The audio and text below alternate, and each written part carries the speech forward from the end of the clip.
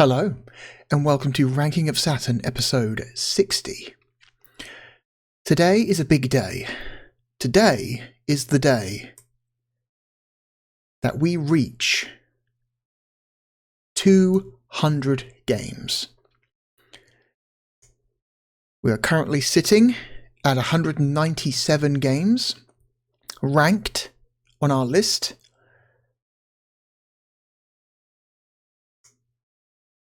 And by the end of this video, we will have finished our second 100.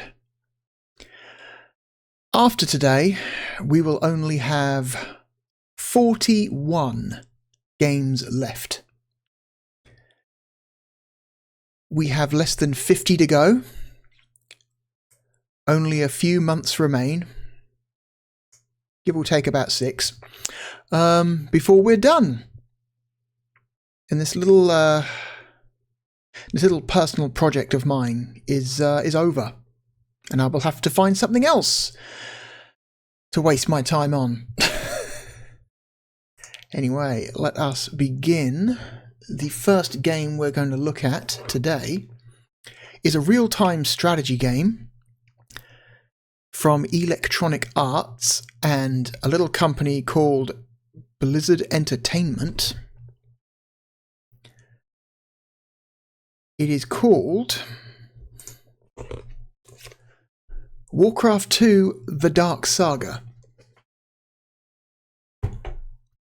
I'm not really a Warcraft guy. Like, hell, I'm not even really a Blizzard guy. The number of games Blizzard have put out that I've actually, really enjoyed my time with? 1. Maybe 2. Let's see. So I liked the original Warcraft for MS-DOS. That game I thought was okay.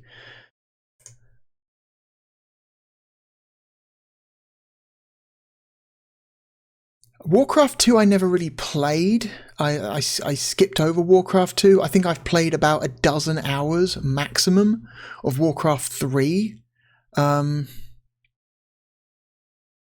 Maybe even less. It's possible I did not spend a particularly long time with Warcraft 3 by the time I felt like I'd gotten everything out of it that I wanted. I never really liked the Diablo games. I thought the Diablos are just kind of mindless and boring.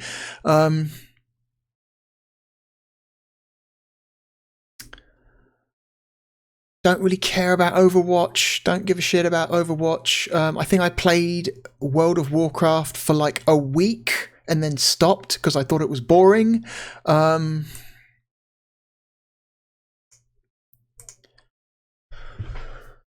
to think what else. I like StarCraft. I like the first StarCraft quite a bit, and I like the Brood War expansion quite a bit.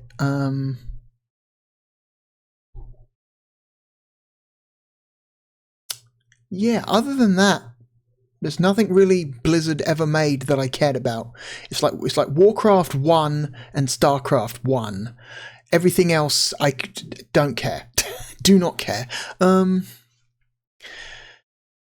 so it's always been really strange to me how up to a certain point Blizzard Entertainment was considered developer royalty, they can do no wrong, everything they do is gold, and it's just really? I don't know, man, the games are okay, they've got good production value, but I don't really want to spend more than a few hours playing any of them, unless it's StarCraft 1. But yeah, oh well, anyway. I have barely ever played the Sega Saturn port of Warcraft 2. I don't think I've put hands on this since I got it, 15 years ago, maybe longer. So it's going to be a learning experience. Get rid of that. Let's bring up the capture window and let's go.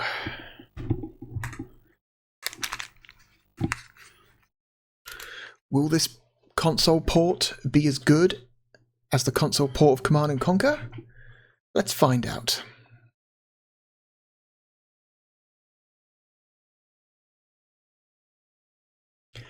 This port was handled by Climax. No, not that Climax. Different Climax.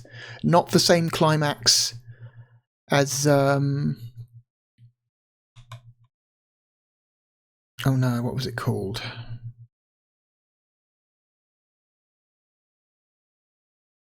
Not the same Climax as the developers of Dark Savior. Different Climax. This is interesting. This copyright screen here. This one you're looking at right now. That is the PlayStation copyright screen. That is the European PlayStation copyright screen. That copyright screen with like the aquamarine text on it, that is at the start of every single European PlayStation game. It's very strange to see it here.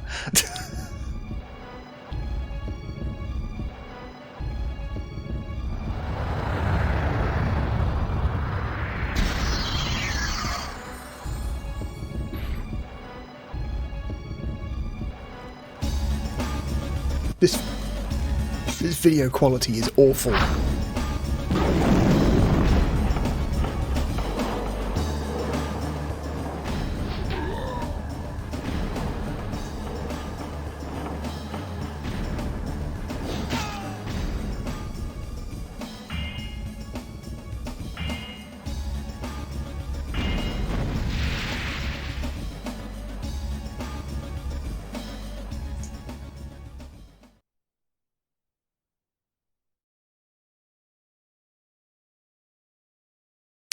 So this game was called WarCraft II Tides of Darkness in the US. I don't know why they decided to change its name for Europe.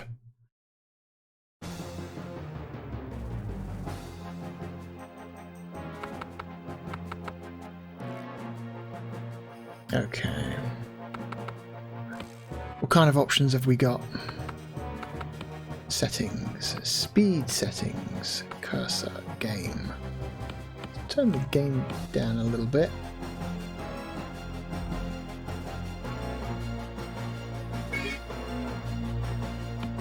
Okay. Audio settings, speech, acknowledgements, building sound effects. Fog of War on, minimap, hide, show, hide. Show, please, I would like to see the minimap. You can just turn Fog of War off. That's so weird to me. No, we'll leave it on for now. I always assume, like, I've always just assumed that, like, that's part of the game for old school real-time strategy. The Fog of War is part of the game. Turning off the Fog of War is like a cheat, typically, in these types of games. So the fact that it's just an option on the settings screen is interesting. Tips. You can create additional peasants in your town hall. Great tip. You can select a group of units by holding down the action button while dragging. You can then issue commands to the whole group. Okay. You must construct the shipyard, the oil refinery, and the foundry on the coastline. You can adjust the game speed, cursor speed, and other options in the options menu. Great tip. Excellent tip. There are 36 of these. In some scenario, you must return...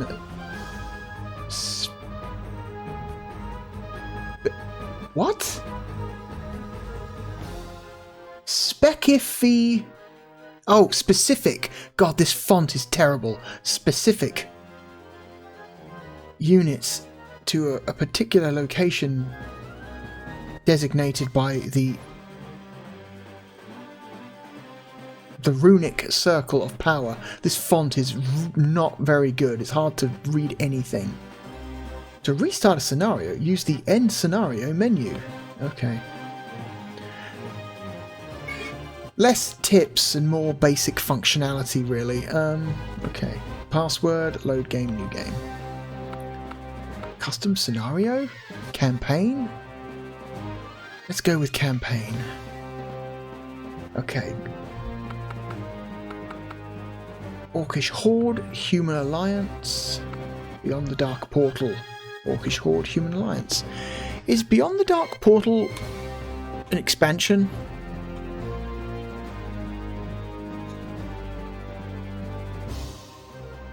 Was that included in the original game? It was, yeah. Beyond the Dark Portal was an expansion pack for the PC version that they just included in the console version of the game. That's neat. So you got 2 campaigns worth of content. That's kind of cool. Let's go with the Orcs.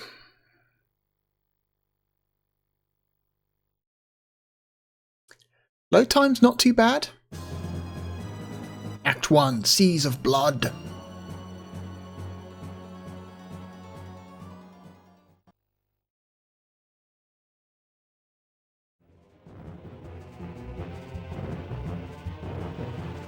The once mighty army of Azeroth lay among the blackened and charred remains of Stormwind Keep. Those that escaped fled across the Great Sea, bringing tales of the suffering they had faced at the hands of the Orcish hordes.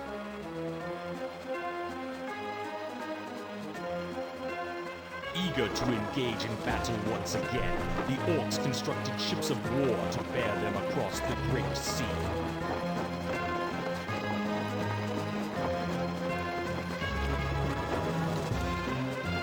The Orcish warriors yearned for the sounds of battle to fill the air and looked to the far horizon for new blood to spill.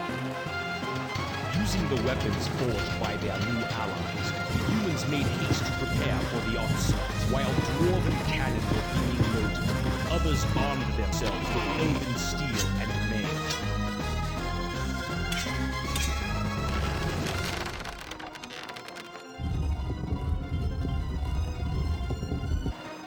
Now, united in arms with new allies against a common foe, mankind stands at the shores of destiny and awaits the coming of the tides of darkness.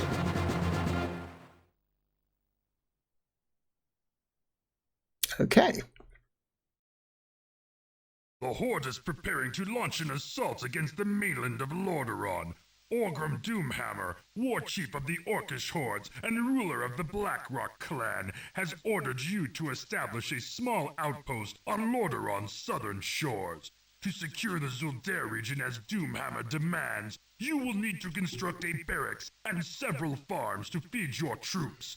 You're thinking the same thing I'm thinking. Must determine the extent of the pathetic human defenses and what resistance they can offer against our forces. Slaughter them, we will. It sounds like Yoda. Like, what the fuck? It's like 50% Yoda, 50% Muppet.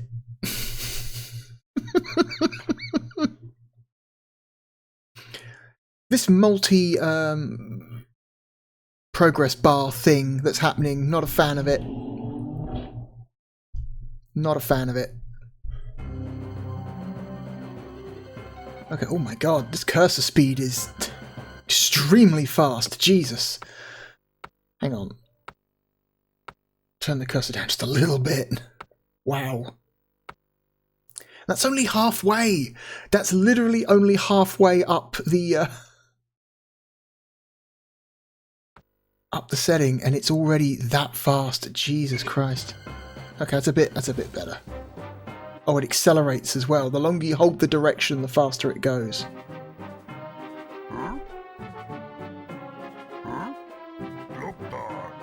Okay, C button to select a unit and order it.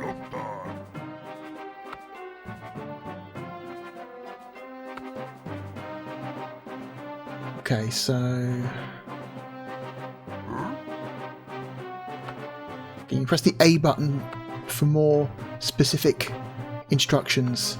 Move, stop, attack, patrol, stand ground.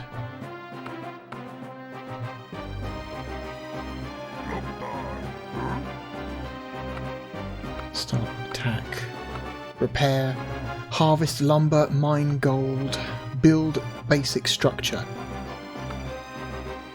Build a farm, build a barracks, Build a great hall. Let's build a barracks.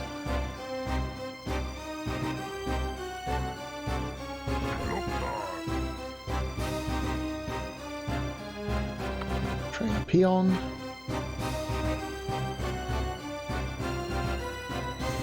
Oh. Whoops.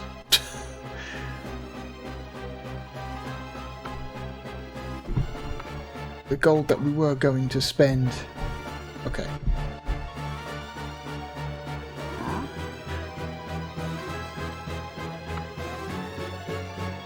You know, it would be nice if there was some kind of progress bar that I could see to see how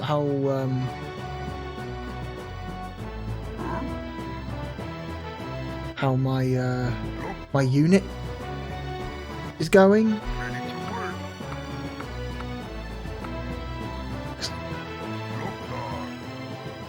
I feel like a big... Oh, there we go, he's finished. Right, a big part of RTSs is knowing, at least for me it is knowing how long it takes for something to build and how much time you have left until something is finished training or building. So some kind of visual, like, tell on, like, what the current build progress is on a unit would be really nice. But apparently it doesn't have that. I'm going to turn the game speed up a little bit, just a little bit.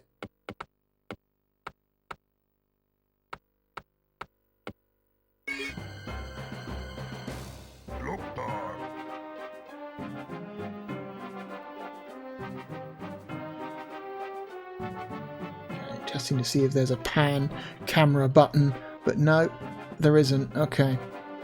The only way to pan the camera is to move the cursor to the edge of the screen. Okay, I'm going to test to see if this game has mouse support. So let's plug the mouse in and find out.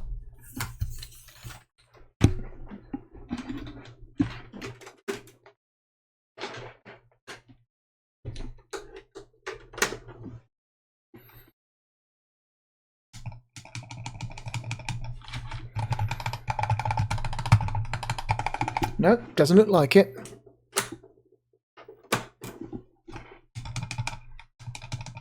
Nope.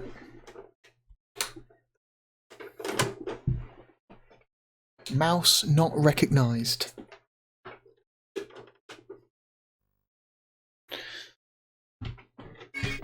Yeah. So no, that is a negative. Mouse is not supported. Oh dear. So just like the Saturn version of Command & Conquer, there is no mouse support for this real-time strategy. Okay. Okay, actually, you come up here. Mine some gold for me. Oh, shit. No, not you. No, you.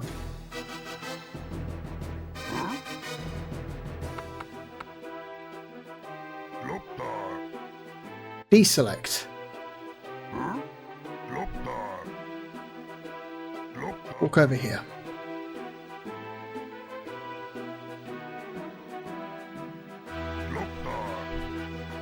Let's do a little bit of exploring our immediate surroundings. Okay.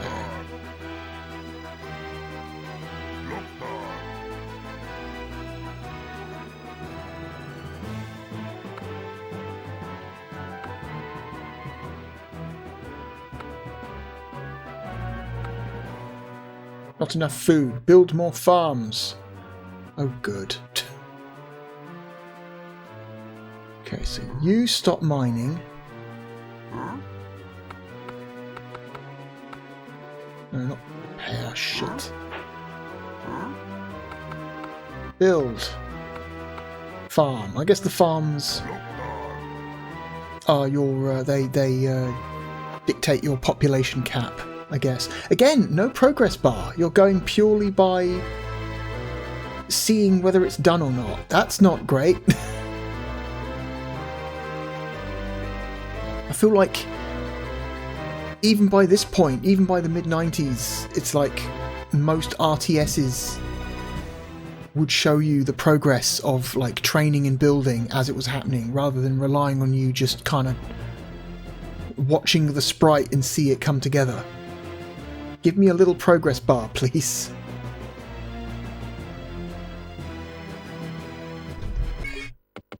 My neighbours are being extra noisy today and it's very frustrating. I'm sorry if you can hear them. I'm going to speed the game up.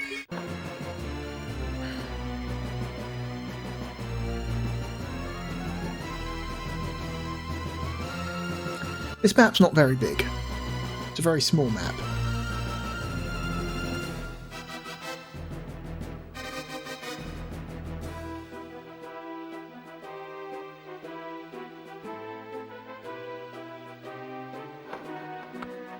Work complete. Okay.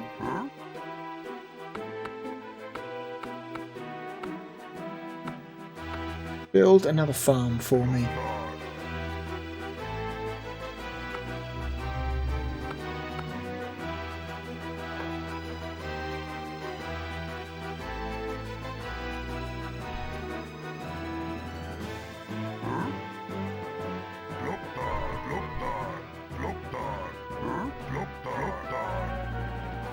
Okay.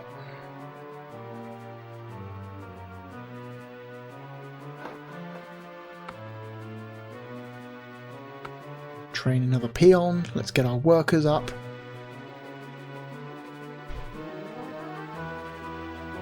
Is it like this in the origin in the PC version? Does the PC version also lack progress bars? Because I find that very frustrating. I'm so used to being able to know exactly how long I've got until I can, you know, get the unit or build something else. Okay. You harvest lumber.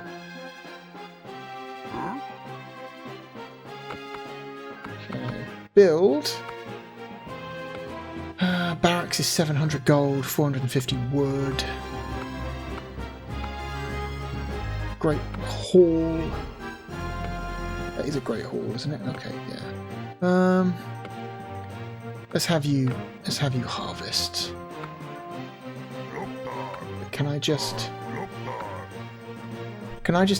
click on it and have him automatically know what I want him to do? Yes, okay, I don't actually have to pick from the menu for him to know what I want. Kind of makes the menu superfluous. You don't actually need the menu to tell him to like mine or cut down trees. Why is there a menu option for it if you can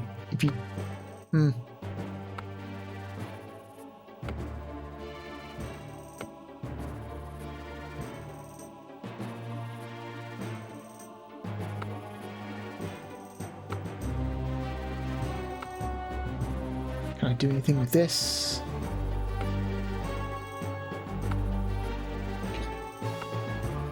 Draw a box with the C button.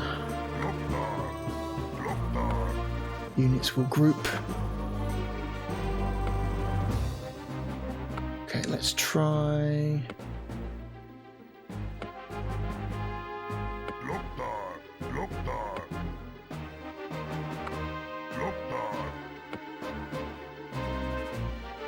Okay, when you've got units grouped, you can press the Z button to bring up a window with all their individual icons in. I suppose if you want to pick a specific unit from that group. No? Okay, no, that doesn't do anything. So what's the purpose of this window? I thought if I was to click on one of these, it would just...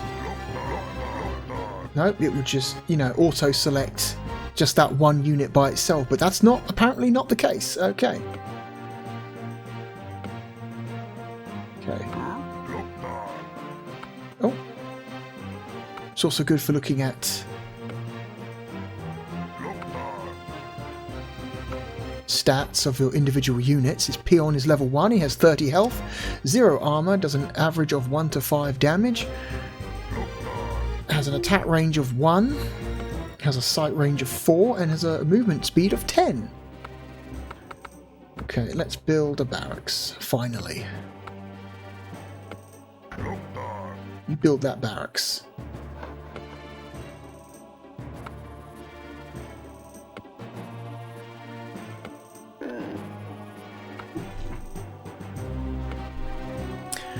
Pig farm, grown 13, used 6.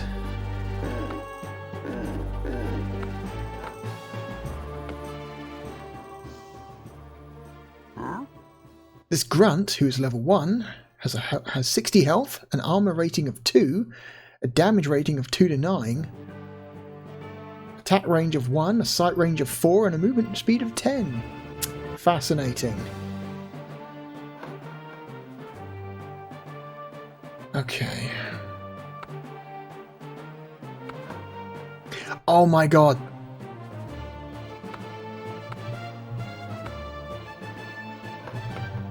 We've got progress bars. For some reason we've got a progress bar for this building, but nothing else. Okay.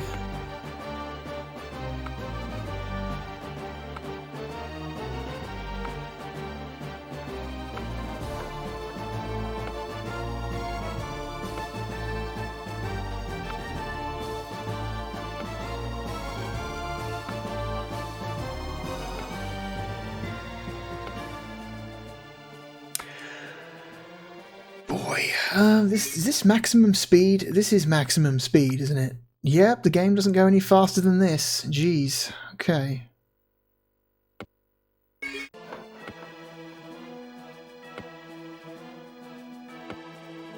Maximum speed just kind of feels like normal speed to me. Not really fast.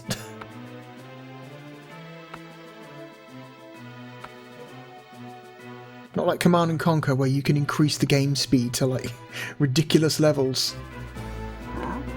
Okay. What is this? A barracks. Grunt.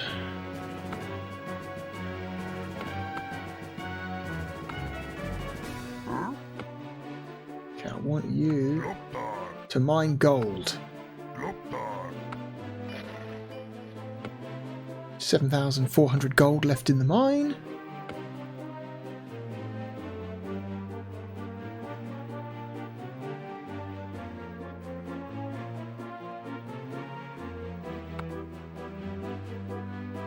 Train another peon. Okay, you can see a progress bar if you press the Z button. Okay, that's good. The info panel. Okay. Alright, that solves basically almost all the problems I had. Ready to work. Just need a fast camera pan button now. Like if I hold down the X button, that the cursor should lock in place and I should just have direct control over the camera. But nope. That would be nice. Or maybe a shoulder button would let me do it? No, definitely not. Oh. Okay, if I hold down both shoulder buttons, not just one, both of them at the same time, then I have a camera pan mode. Okay. Okay, good to know.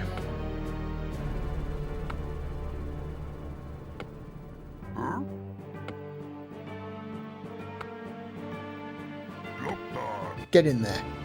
Mine me some gold.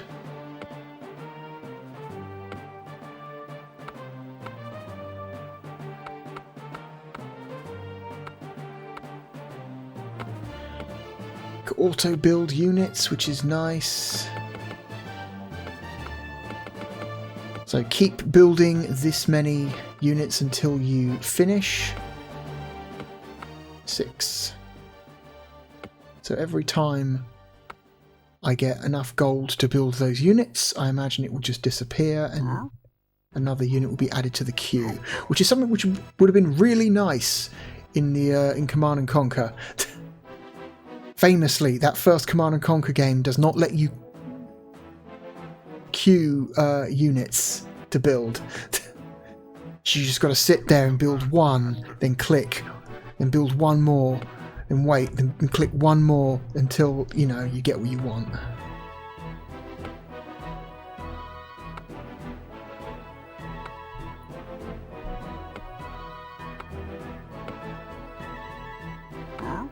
let's move you up here.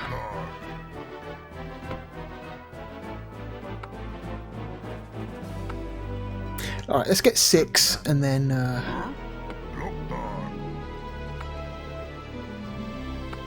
Alright, let's go.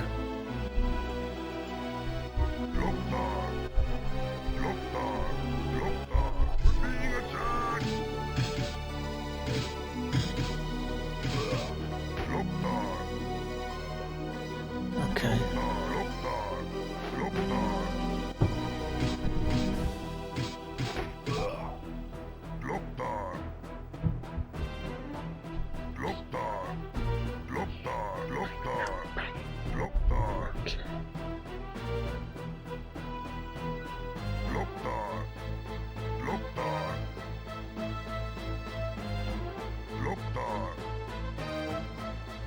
Another one. I'm assuming this is just a basic explore the map and kill all the enemy units you find situation, like most RTSs of the era do for the first mission.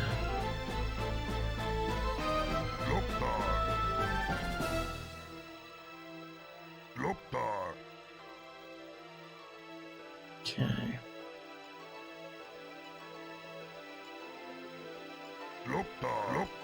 Come down here.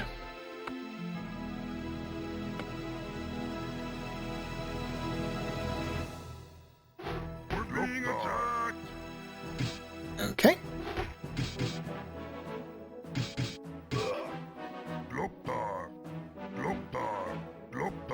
Is that all of them? Is there another one?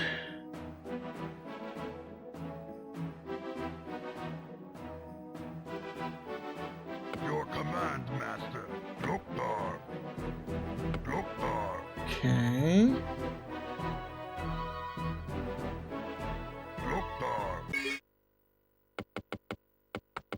Is there no, like, mission objectives screen?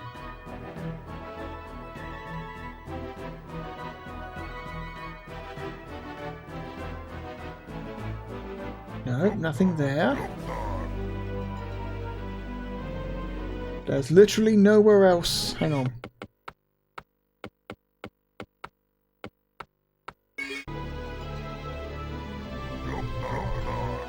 Is it something to do with this mine?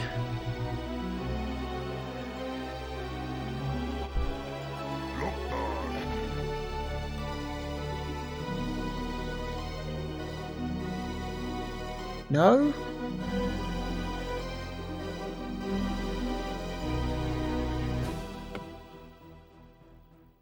Your command, Master.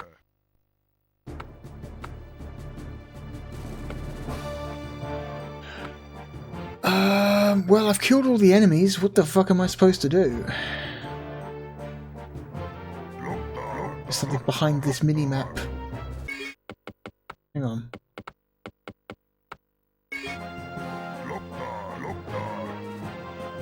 Maybe there's something hiding up here in this tiny little remaining segment.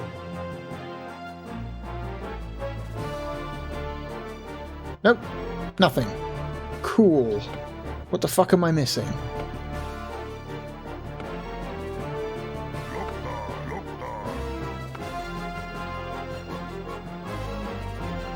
Huh.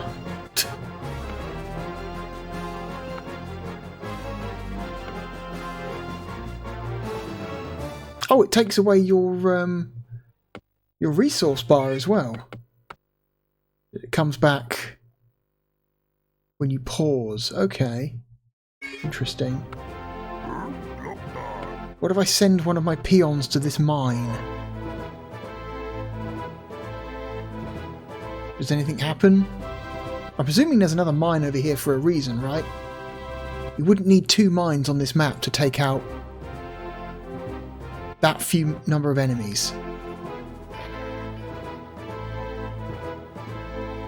No? Okay. What?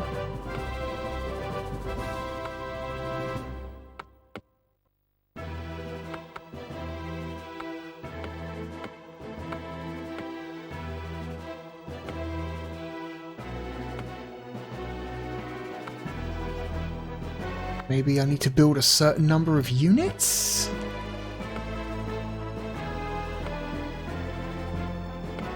What have I got? Okay, I've got 10. No, I've got 9. Yeah.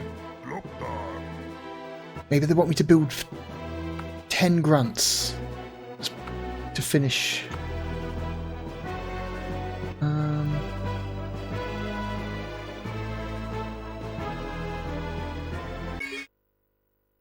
1,600 gold. Not enough food. Build more farms. Fucking goddamn.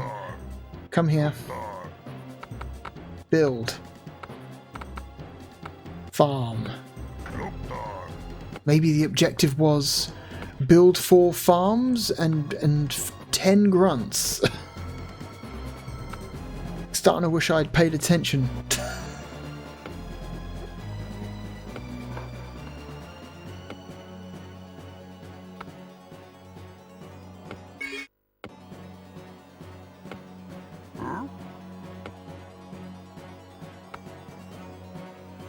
Okay.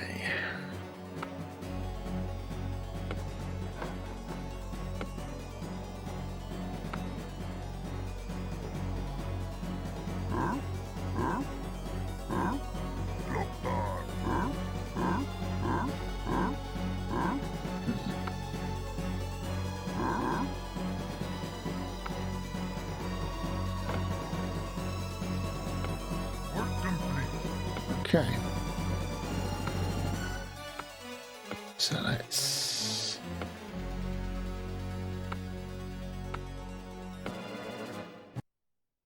Oh. Maybe it was collect a certain amount of resources? Okay. Outcome. Victory. Password. ZLDR. Okay.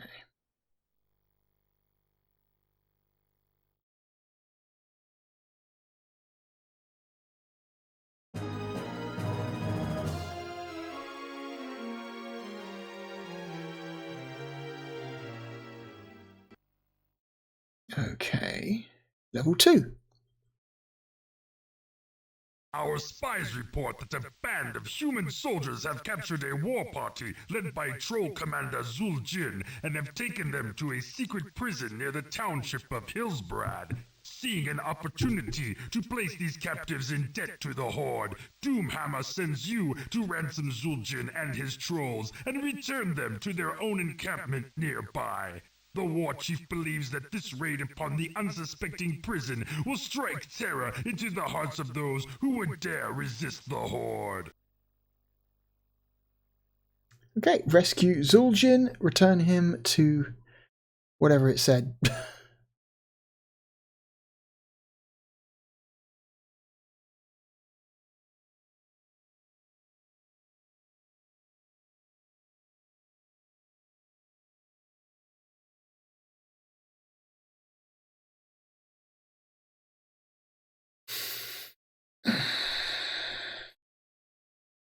Okay. Okay. Hang on. Fog of War minimap. Let's leave Fog of War off for now.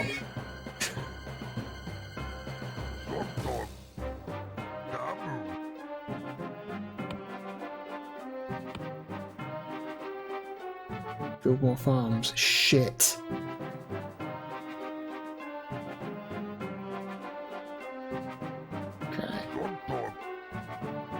I need you to build some more farms for me.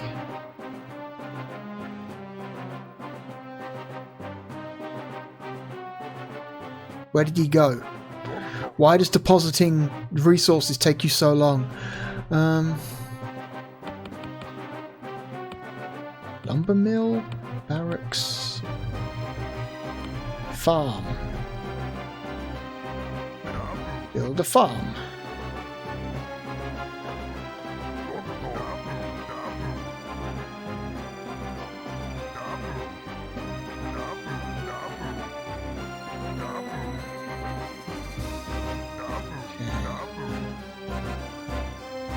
Oh, you can just walk across the water, can you? You can just walk across. Okay. Interesting.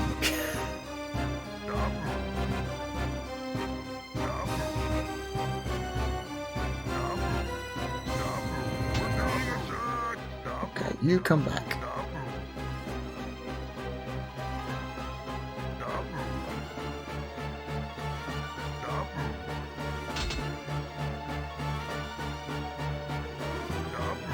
Okay, you run away, buddy. Okay.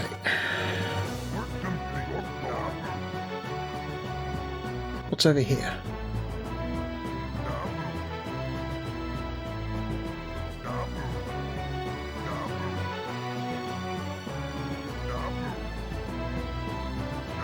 Just a path behind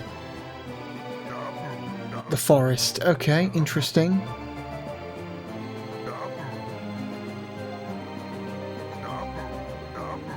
Okay.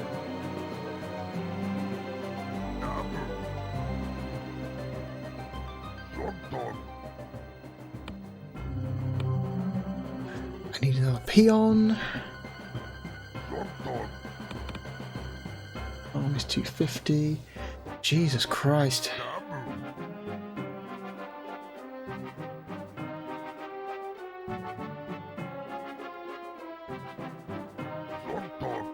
You come down here. Explore some map for me.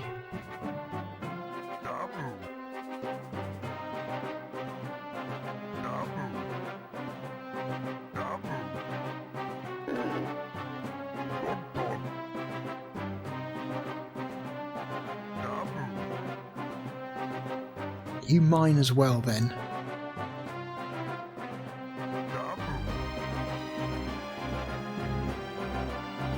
Used.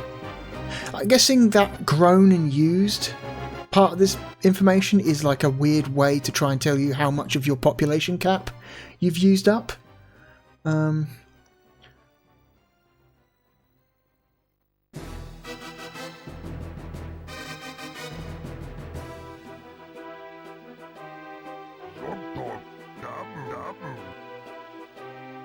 Okay. So there's no way into the village from this side. The only ways in are here along the river or down the back. Okay.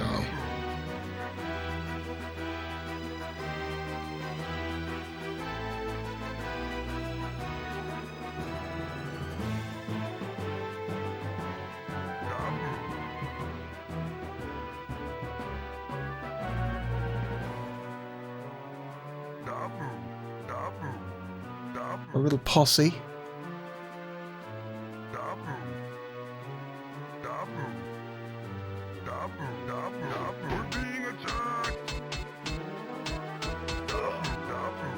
Kill this guy. Okay.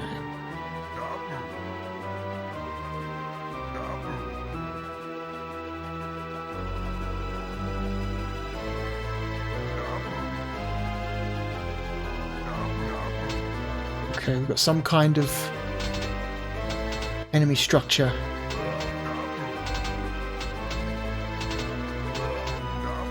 Okay. That's obviously part of their base. Let's fill out some more of this map.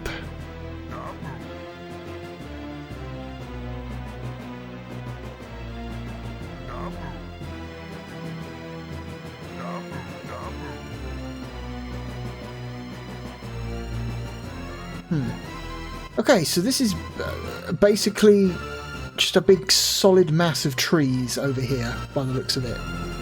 Okay, interesting.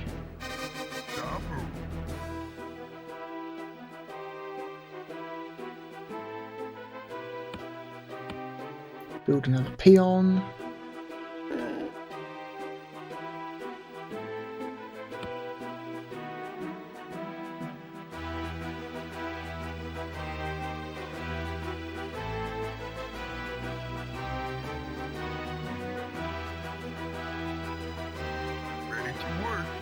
Hmm.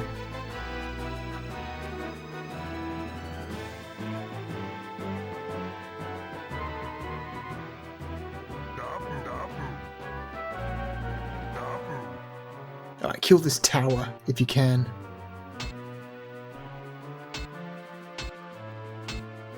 We're being attacked. Okay, that looks like the prison.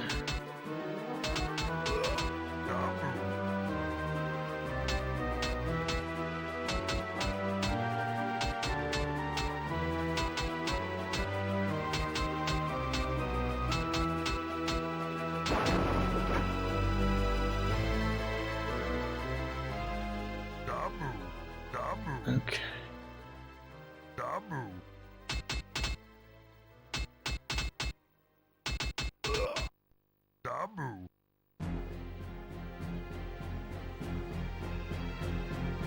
Okay. What's going on over here? You mine trees or something. Actually, no. Build a lumber mill. Not enough lumber. Chop more trees. Oh, God damn it. I need to chop trees before I can chop trees.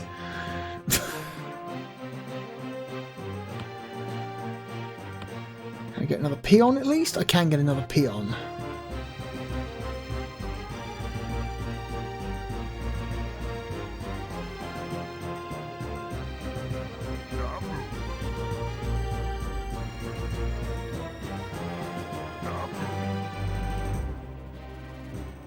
To work,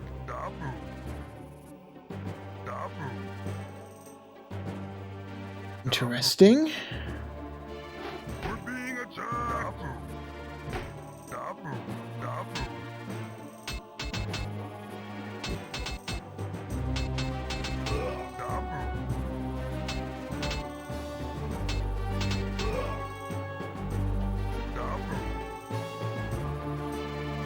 Okay. Really interesting how these land units can just kind of walk out into the middle of the water. It's very... Huh. Maybe the water's just not very deep and so they can.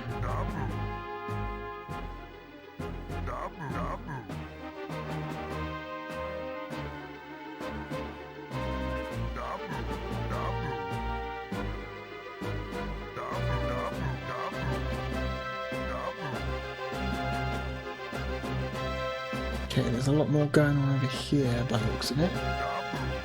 Okay, but let's stick over here for now.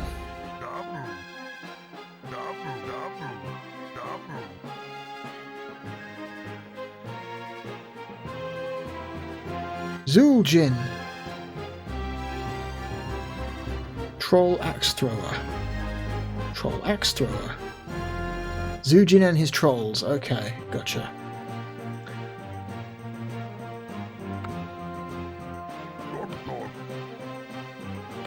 Okay.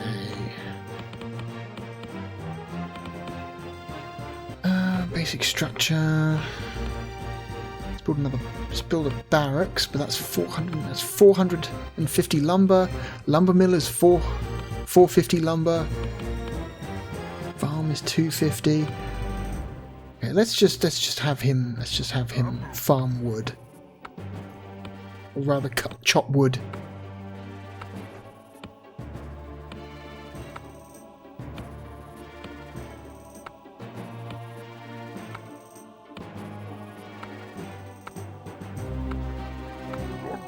In fact, you also cut wood. Got a decent amount of gold right now.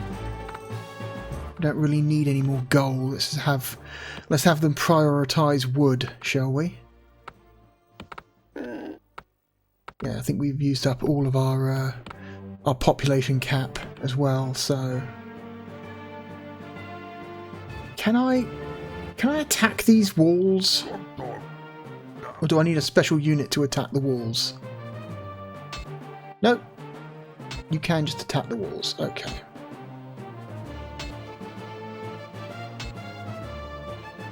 Can I see the HP of these walls? Is that a thing I can do? No? Okay.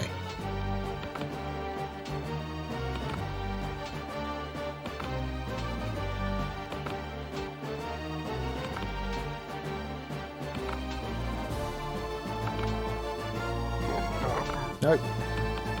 Build farm. Increase our population cap.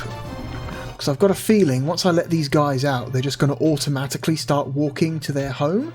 And I bet this dark section of the map is filled with enemies, and you need to make sure they get there alive.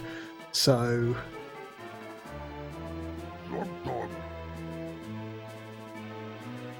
if I build some more soldiers, send them into the dark area, and then let them out.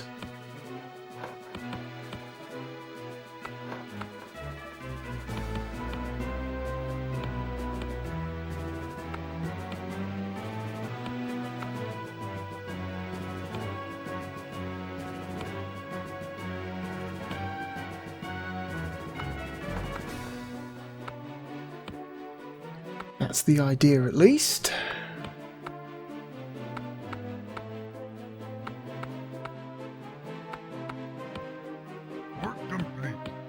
Okay. You build me another farm. So I have a population cap of 17. Can we get that to 20?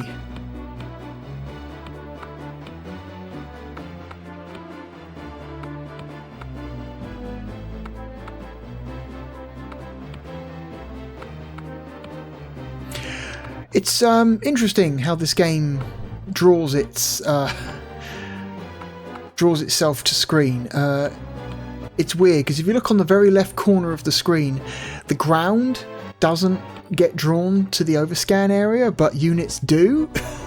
So those building sprites are just straight up being drawn to the edge of the screen where none of the terrain is, where on the right hand side of the screen everything gets drawn to the very edge of the screen. Interesting.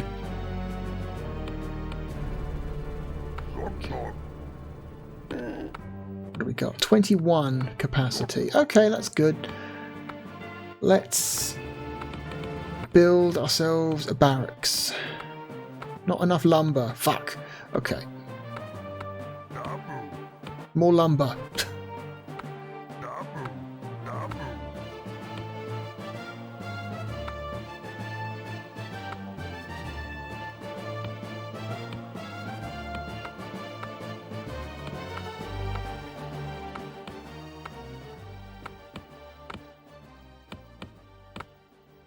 Just gotta wait for that, I guess. Oh boy.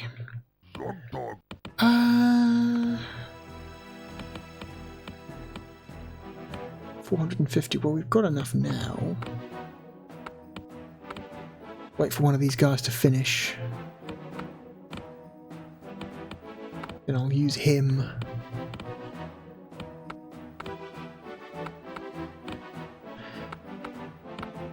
Yeah, I never really played. I never played WarCraft II back in the day. I knew of its existence, but I never got around to playing it.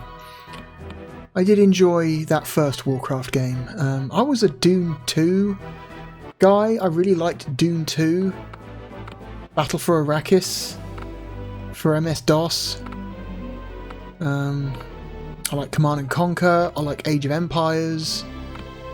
There's a really obscure RTS called Max. I think, or it's like M.A.X, and it stands for Mechanized Assault Something. That game's pretty cool. I think there were two of them. There was Max and Max 2. I liked a game called Dark Colony. I thought that was a pretty good RTS at the time. Very violent game by the standards of like video game violence of the time. Dark Colony was a very, very brutal game. Really, really like gory cutscenes by the standards of the time. Barracks. You build the barracks.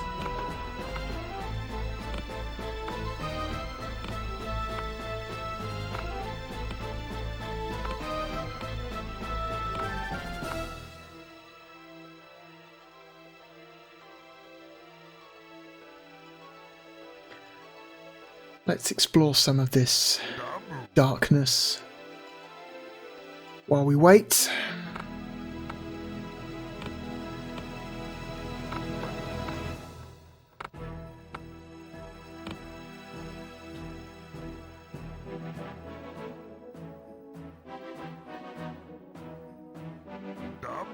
What's up here?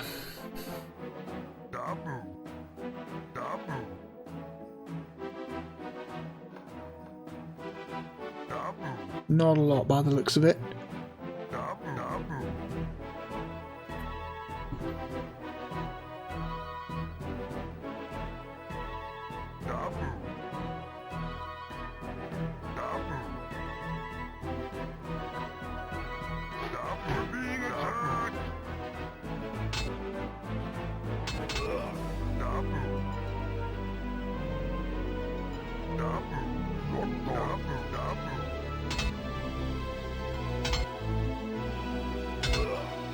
Okay.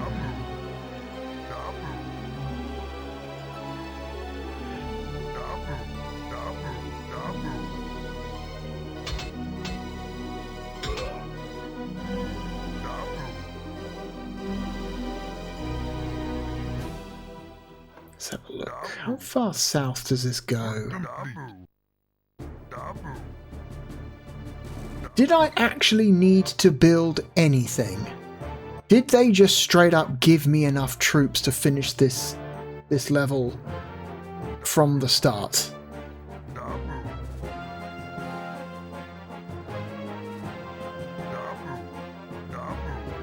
If that's the case, I'm going to feel a little bit silly.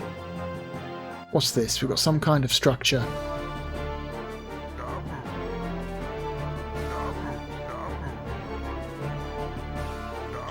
Oh, is this the troll village?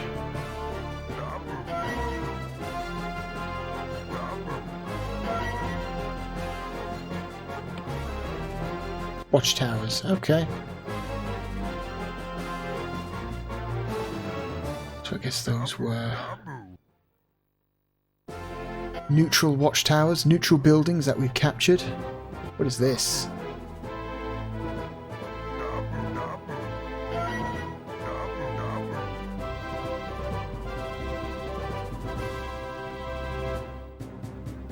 Okay, I've got the feeling they just gave me enough troops to finish this mission without having to actually build or gather anything. Wow, that's silly. Why would they do it like that?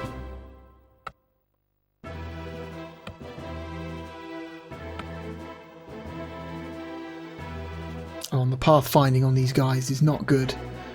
Come on, guys. Come on. Oh, Jesus Christ. They're caught on the trees. Down here, please. Please try not to get stuck on anything.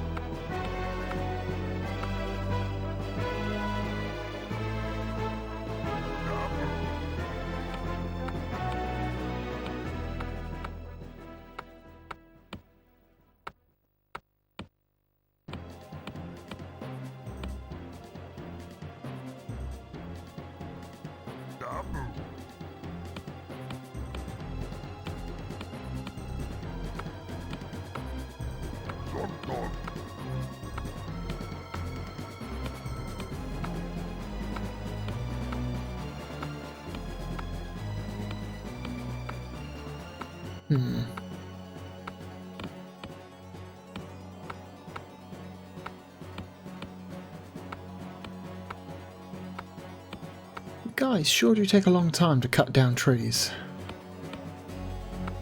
I don't think I've seen you guys walk back to the stronghold. Or to the town centre or whatever this fuck it's called. The Great Hall. I haven't seen you guys walk back to the Great Hall in a while.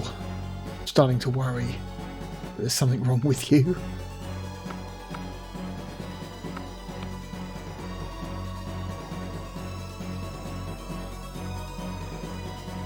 Oh, he's moving. Oh my god, they're moving. Hang on. Come back. No, come here.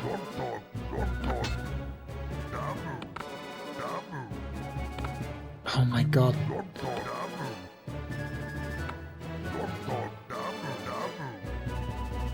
Yeah, the cursor is just a little bit too fast. Again.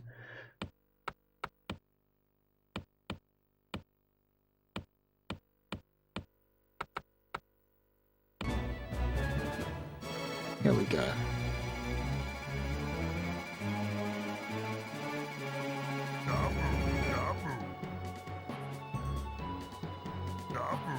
What's up here? Possibly not a lot. Maybe a lone enemy. Nothing. Nothing. Cool. Alright, let's go let those guys out of prison. Jesus Christ. What a waste of time.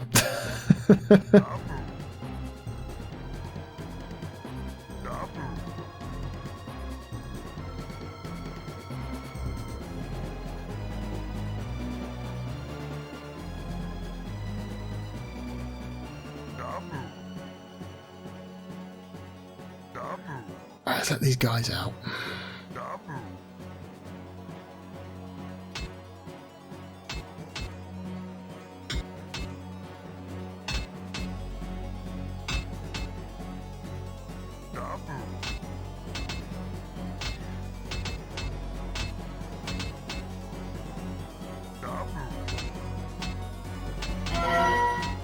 Okay.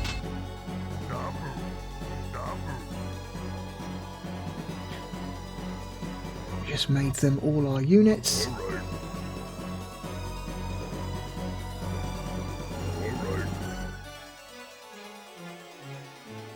Wish there was a way to form groups.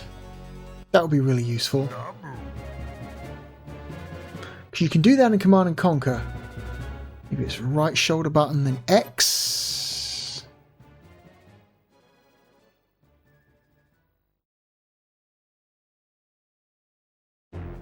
Okay, so I have found a use for the X button.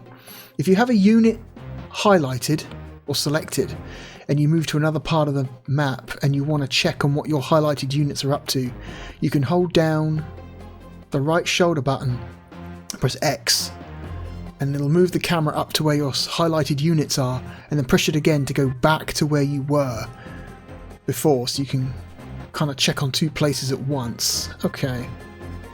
Not as useful as grouping, but I'll take it. Okay, what about Y?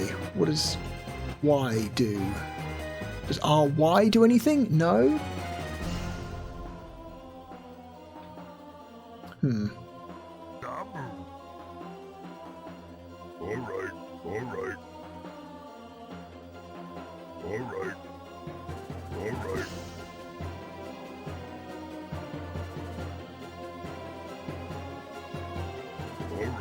No, fuck.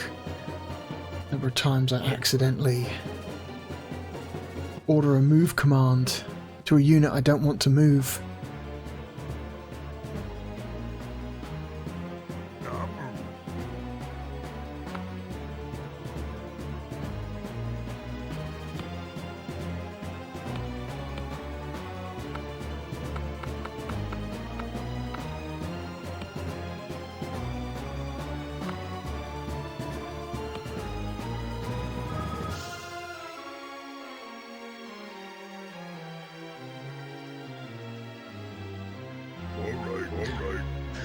Alright, let's get these guys home.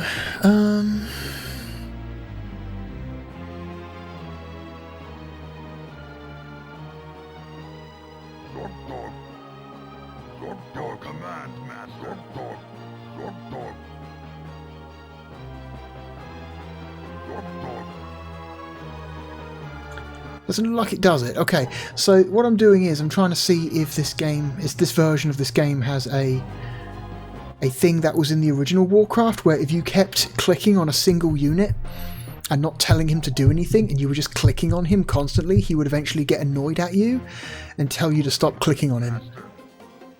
It doesn't appear like that is in this game.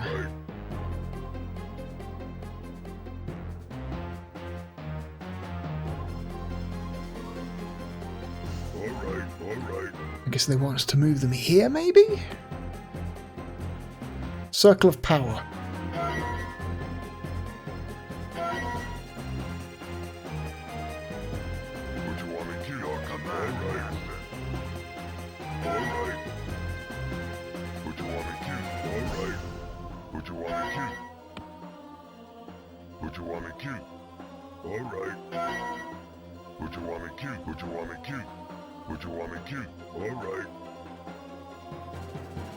I have to get them all to walk on the circle of power? Seems silly. Oh no.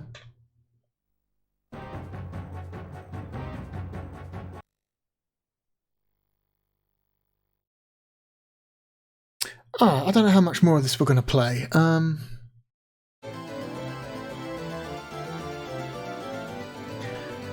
As somebody who never played the PC original, this seems fine?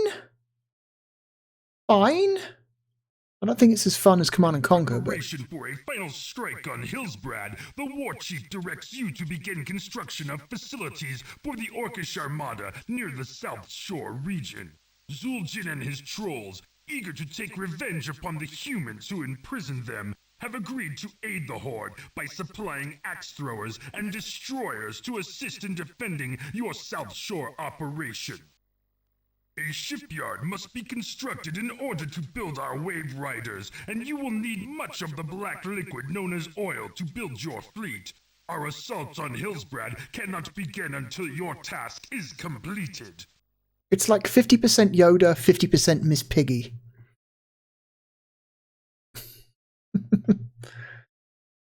It's like if Yoda was trying to do a Miss Piggy impression. Both Frank Oz characters, by the way. It's just somebody trying to do a vaguely Frank Oz style voice.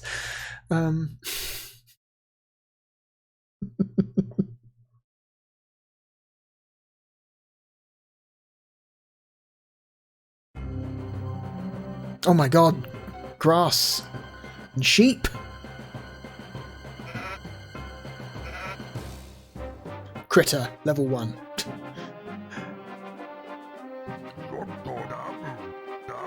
Let's just have him walk into the map a little bit. The game looks fine. The game production values seem fine. Some of the functionality is a little bit not great. Like,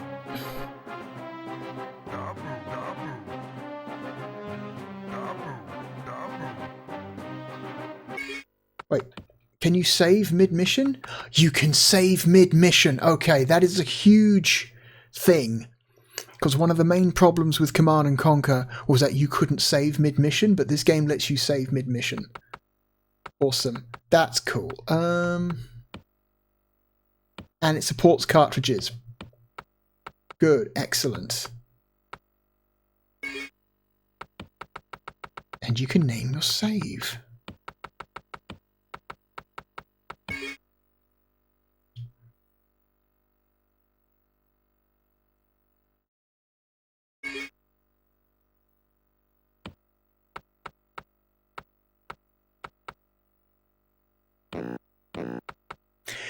It's not detecting save files on the cartridge though, which is interesting.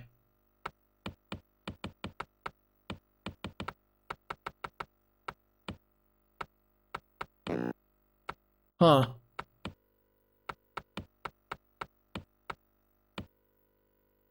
Weird.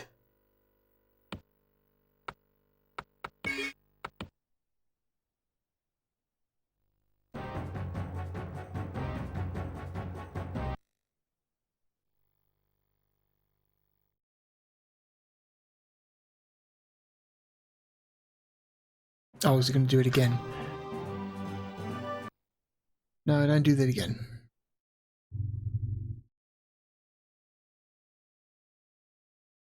shit. What if I just... I just hit this. I'm going to hit this button. There we go. I want to know how big that file is.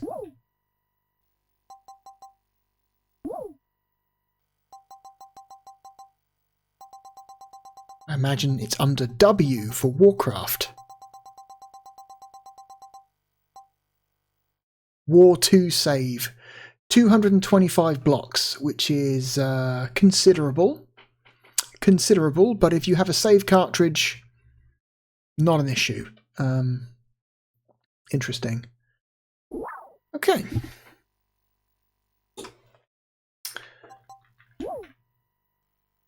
Alrighty then.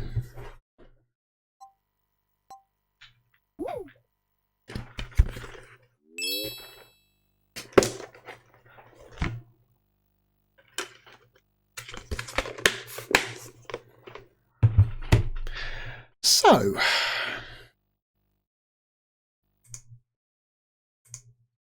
where are we going to put WarCraft 2, The Dark Saga?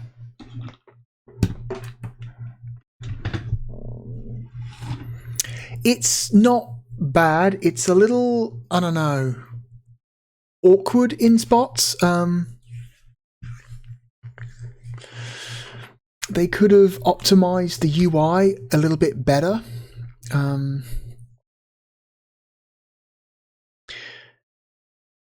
It's difficult to select units sometimes and move them effectively, and sometimes you accidentally give accidental movement orders to units because you forget they're selected.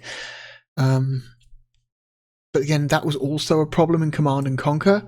I don't like this game nearly as much as Command & Conquer. Command & Conquer has just got so much more style to it, and there's just much more elegant solutions to using a controller in that game than there is for Warcraft 2. Although this version of the game seems totally playable. It seems fine, like there's nothing specifically bad about it. It's just I don't like it as much. Command & Conquer does let you group units. Warcraft 2, I could not figure out if that game could let you, although I don't think it does. I don't like it as much as Galaxy Fight. I don't like it as much as Virtua Cop 2. I don't like it as much as Street Fighter. I don't like it as much as King of Fighters. I think it's a worse Sega Saturn game than Virtua Fighter Kids. I think it's a worse Sega Saturn game than Tetris Plus.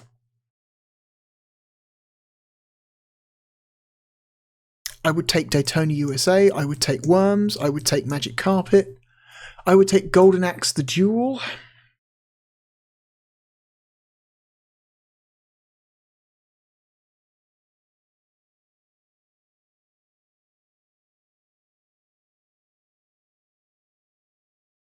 KO Flying Squadron 2 is a better Sega Saturn game than Warcraft 2. I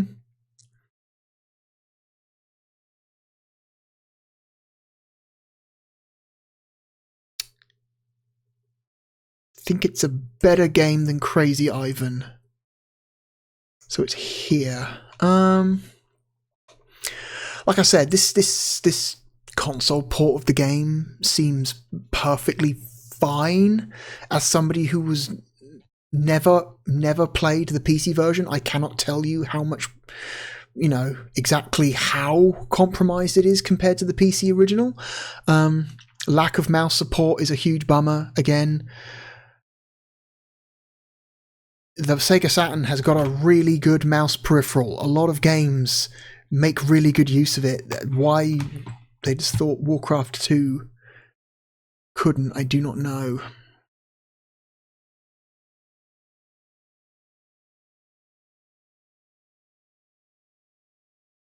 I think Alien Trilogy is a better Sega Saturn game. Nights into Dreams is a better Sega Saturn game.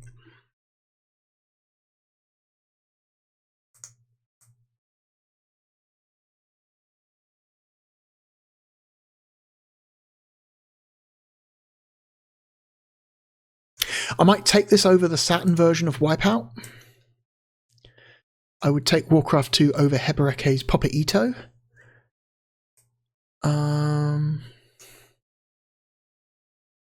I would take WarCraft 2 over Blazing Dragons.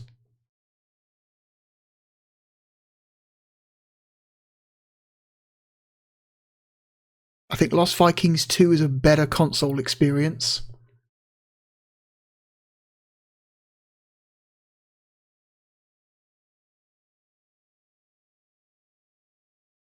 I think 3 Dirty Dwarfs is a better console game.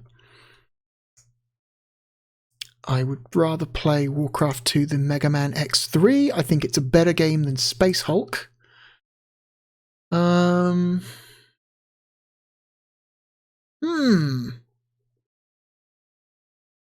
think Amok is a better Sega Saturn game.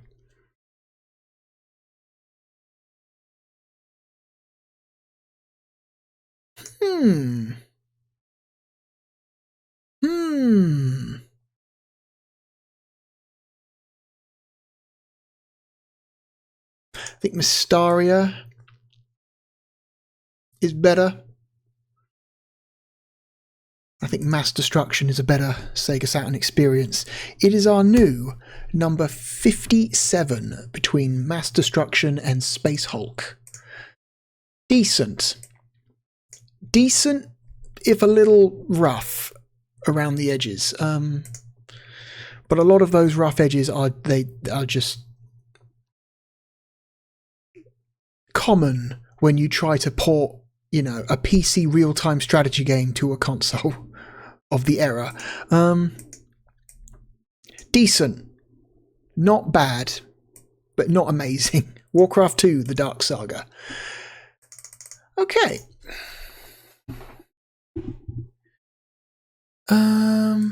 Okay, our next game that we are going to be looking at is a game I am very fond of, not because it's good, but because of how goofy it is. It is one of my favourite Myst clones of all time. I should clarify that a Myst clone is a specific kind of adventure game. It is an adventure game that is played from a first-person perspective and is usually, but not always, a series of still images. You're not moving around a 3D space. You are clicking on first-person POV images to move around and interact with things, like Myst. This game comes from Interplay and was...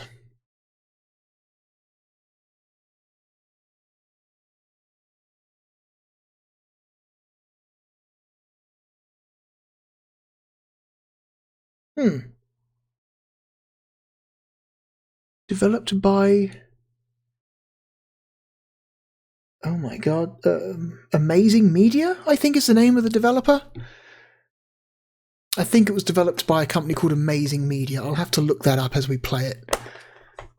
But I am very fond of this game, and it's very hard to get hold of these days without paying exorbitant prices.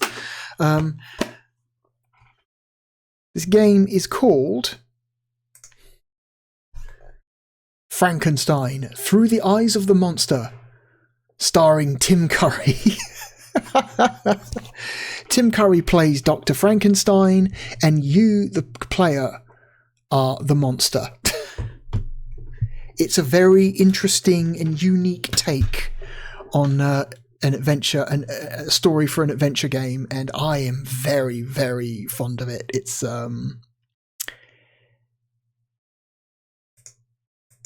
it sure is something. Tim Curry's great in this game. He chews scenery like crazy. Some Frankenstein backup files are unusable. You may run control panel now. Let the game delete these files by continuing. What?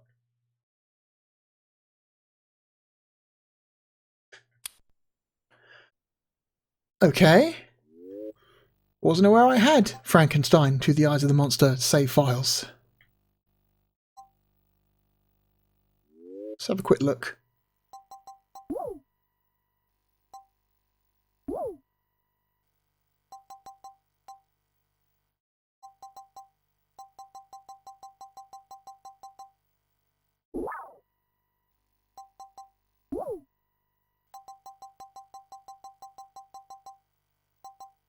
Frankenstein. Yeah, I've got two.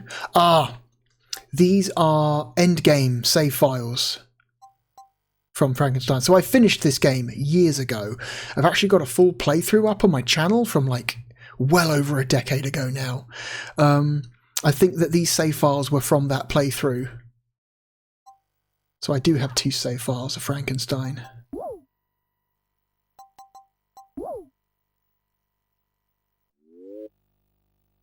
Alright, let's try again. Apparently the game is saying that one or more of them are corrupted and need to be deleted. It's interesting that the game is smart enough to be able to figure that out. Okay. Okay, yeah. One of them is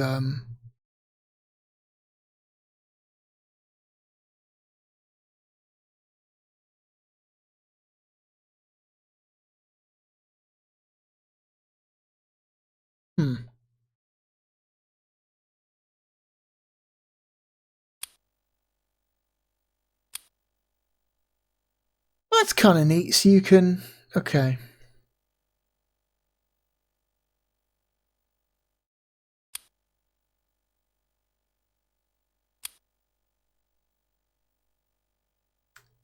Put the switch up to use the cartridge. Put the switch down to use the internal save memory. That's neat. Can I delete this shit? Is there a way to delete? Can I delete something? How about I just switch to system memory and move on? Okay. Amazing Media. Yep, there we go. Designed and produced by Amazing Media. This game has a great intro. The voice acting in this game is incredible. All of it. This game was originally a Windows game that for some reason got a Saturn port.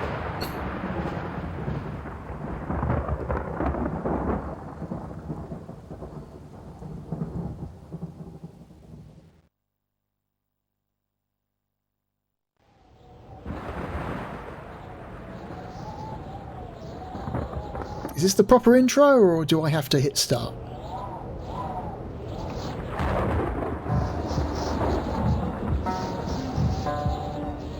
Where am I? What is happening to me? Gabrielle? Gabrielle! Where are you? I don't want to remember this. Gabrielle! Come back! Who's calling at this hour? I'm sorry, Philip, but you are under arrest for the murder of your daughter, Gabrielle. But I... Just come along. Now! For the heinous crime of murder, your own daughter, I sentence you to hang by the neck until dead. May God have mercy on your soul. I'm innocent! Go ahead and let him hang.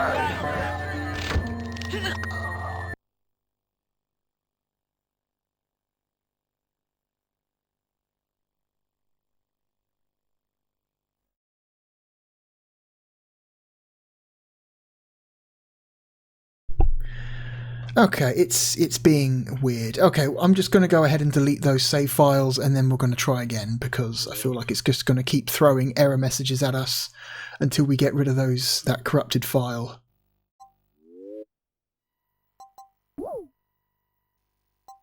Let's just get rid of it. Remove item. I don't need either of them. Yes. Remove. Remove. Okay.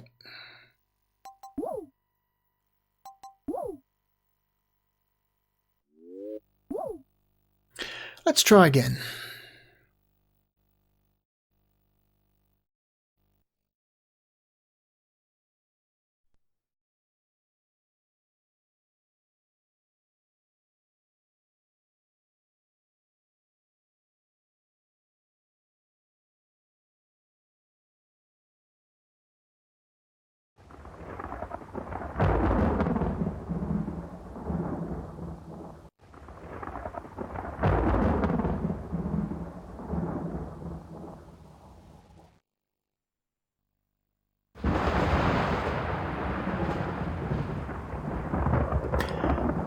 So, I think this game is outputting at high-res interlaced, even though the on-screen visuals do not appear to be high-res. There's something about the way the game slightly judders slightly.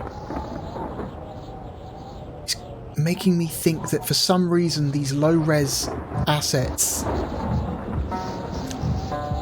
are being put through the high-res mode. What is happening to me? Gabrielle? Gabrielle! Where are you? I don't want to remember this. Gabrielle! Come back!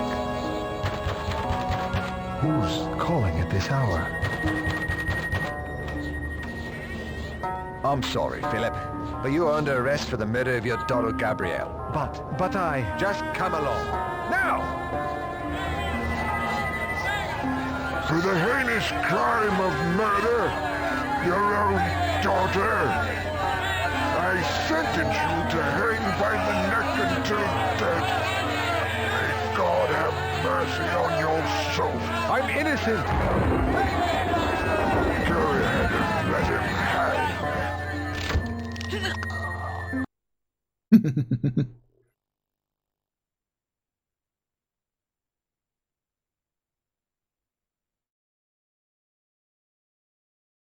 Okay.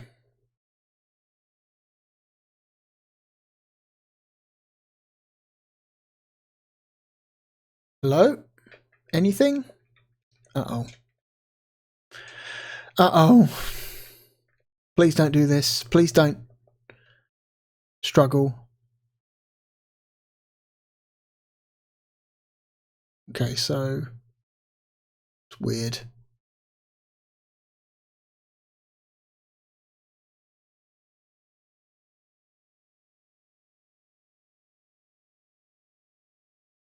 Nothing appears to be loading. That's annoying. We can still access the save and load screen, but we can't actually continue the game. Boy, that's really dumb. Why is it happening like this? Okay, let's try for a third time, shall we? God damn it.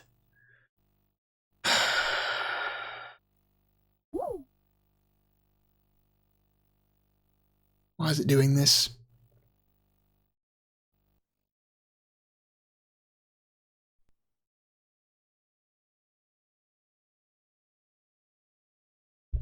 Okay, I'm going to try and skip past some of this now.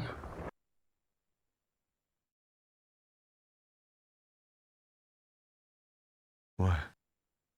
Where am I? What is this place?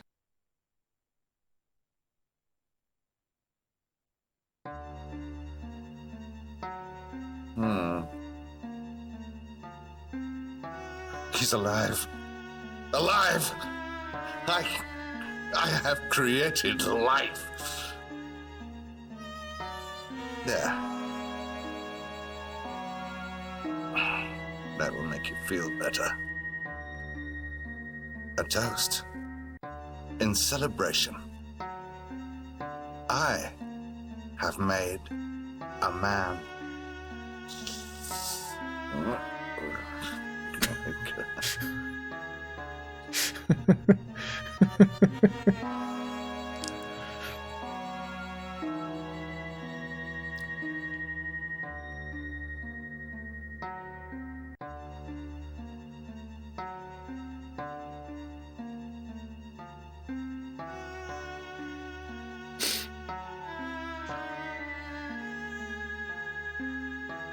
My hand. It's Good God, it's the hand of a woman. What has this vile bastard done to me?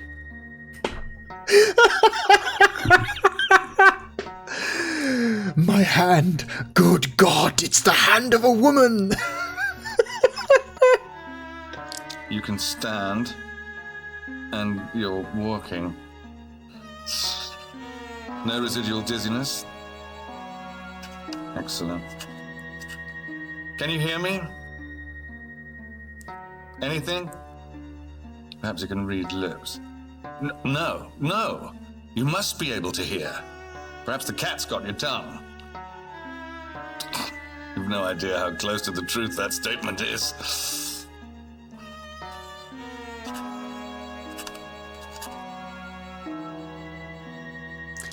Oh, fucking excellent. I remember I was hung, put to death, and now, in a laboratory? I'm an experiment. Of course, how fitting. This place thick with evil. This mad doctor. This mad doctor. I love the voice acting in this game. It's incredible. It's incredible. Okay.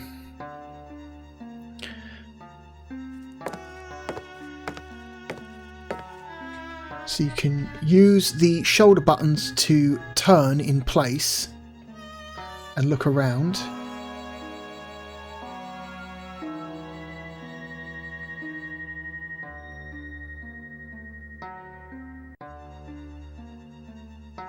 We can walk around the lab. I have created life, proving once again what I have always known to be true. Modesty be damned! I am a genius! Okay. So they seem to be using high-res background art. Well, sort of high-res. It doesn't. I don't think this is square pixels. I think we're dealing with a weird pixel aspect ratio for these backgrounds. They look sharp, but not sharp enough. These probably are like, if you were to display these backgrounds, I think using a 1:1 pixel ratio, it would probably be like either like a really, really narrow image, and they've just kind of stretched it out.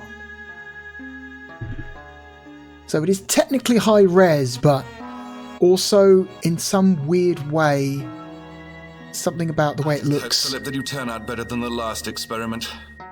The flesh grew so uncontrollably thick and twisted like pork butt. You look confused. Actually, you look dazed, but dazed is good. It's still early for you, Philip.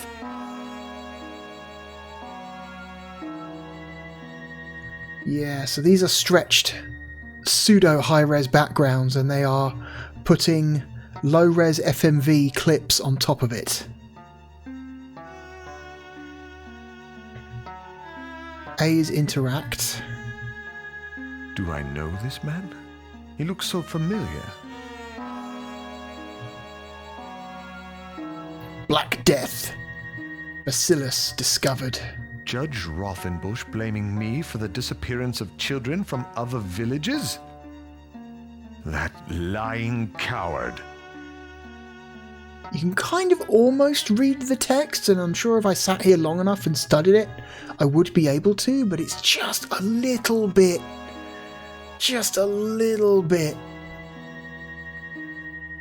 too pixelated to really read quickly. Okay. So we were put to death for the murder of our daughter, or at least the head was. I don't know how much of the body is ours. Whoops.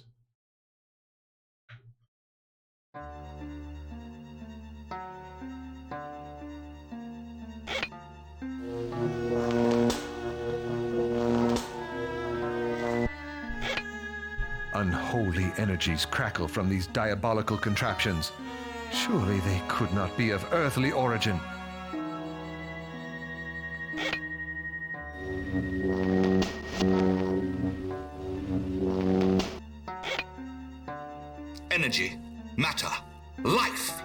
everything we see, feel, touch, hear, taste is one of two things, mass or energy. Simple, yes?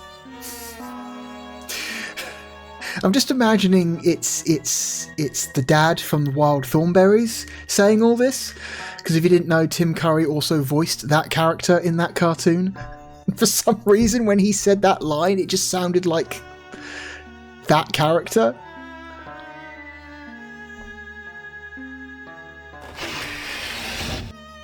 Oh. Let's just have a skeleton hanging up in front of a window.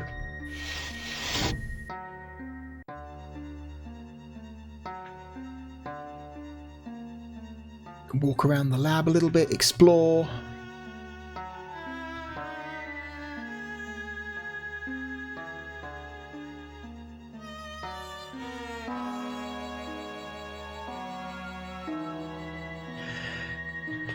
Sometimes getting around is not easy in this game. Some of the environments are a little bit too complicated for their own good, so you can sometimes get lost in a room.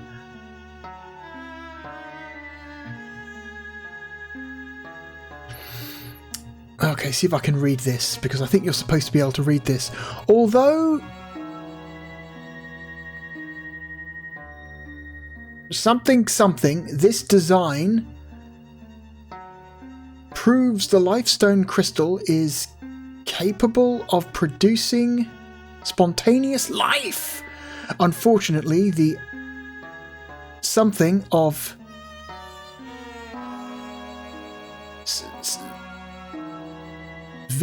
spillage,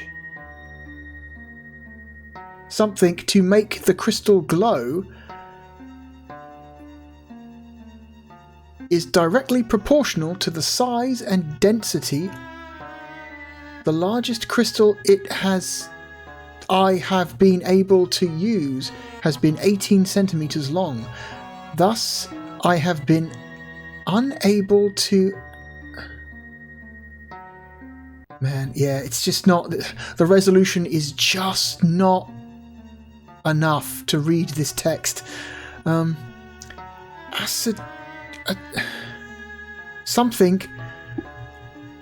Anything larger than the something. A process now perfected, I think is what that says.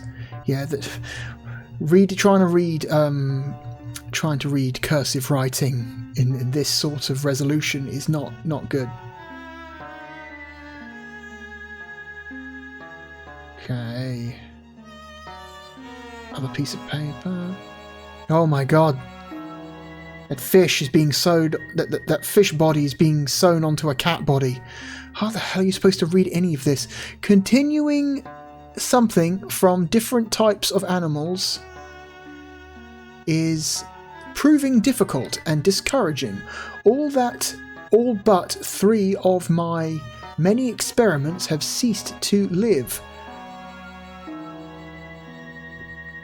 I can't read that word. The something from single or something animals of the same species.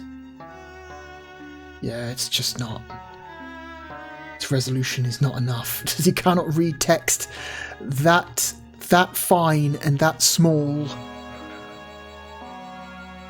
like this. It's just not. No. It's green crystal. Oh, yes. That is the reason you and I are having this conversation, Philip. The sole reason is because of Energy L. Well, to be specific, Energy L and the Lifestone crystal, of course. Now, gently put it back on the shelf. Okay. Obviously, there's more to this crystal than the doctor wants me to know. I'll examine it again later, when he is more deeply into his work. You can die in this game if you do the wrong things, or the wrong things at the wrong time, or the wrong thing, or the right things but in the wrong order, or the right things at the wrong time. You can be killed by various ways.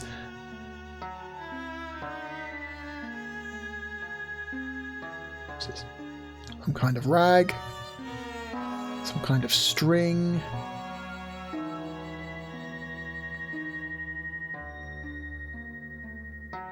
As you see on this board, the energy spectrum contains a narrow band of energy which is the essence of life, energy L.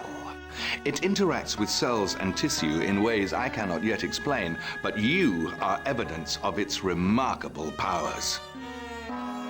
Yeah, you can kind of see, if you look at the board, the blackboard, you can see the individual pixels in the image, and you can see they're all very thin rectangles. So this is indeed a very tall, very thin image that has been stretched out to fit a wider aspect ratio, and as a result you get this weird pseudo high-res effect. Probably to save on RAM, right? Sega Saturn only has so much RAM, so much memory. You need to be able to fit a certain number of these backgrounds in RAM at once.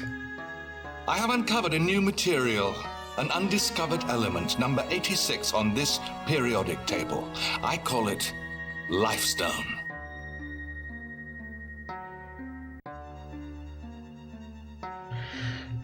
Okay,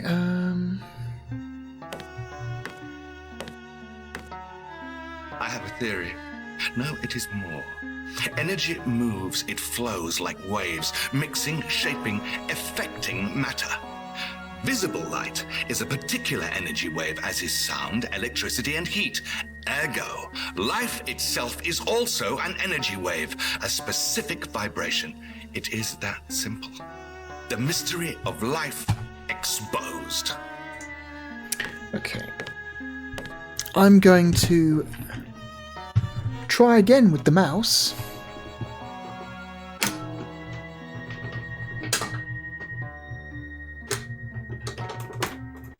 Because I do believe this game does in fact support the mouse. No? It should do. I swear this game did.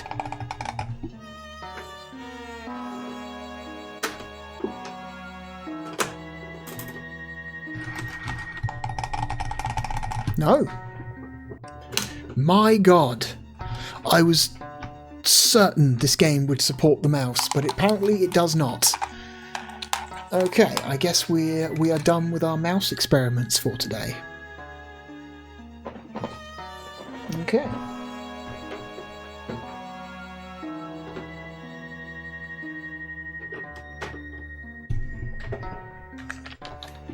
Okay.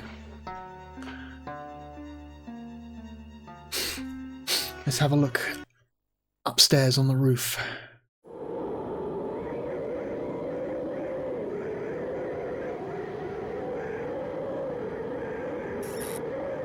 They must be used to collect electricity from storm clouds. Wow, that's a very astute observation right there. You kind of just kind of figured out what this kite was for just by looking at it.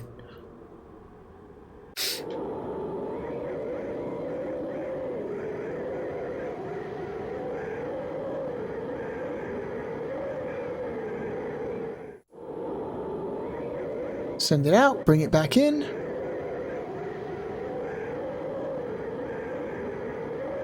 It's a little metal plate here depicting the position of planets. That is for a puzzle later on in the game, a very annoying one.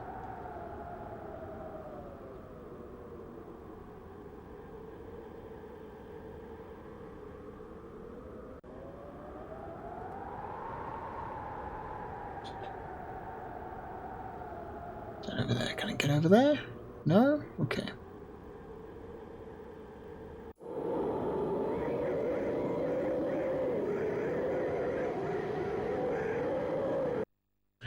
All right.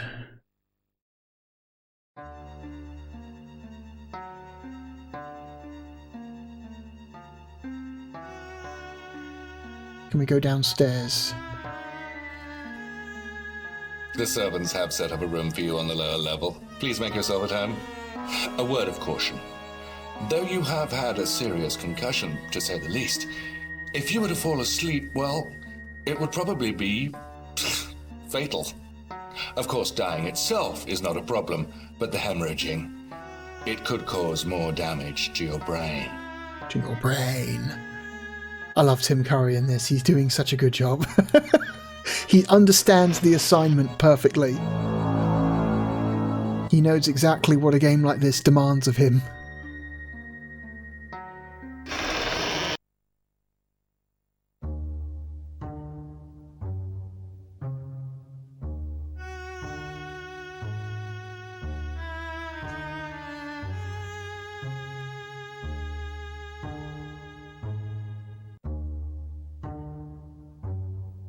That looks like a vastly improved version of that Russian scientist Tesla's lightning coil. Okay. I'm going to guess that all of the player dialogue, the main character dialogue in this game is like internal thoughts and not like what he's actually saying. Because, Frankenstein's monster, not exactly known for his eloquence.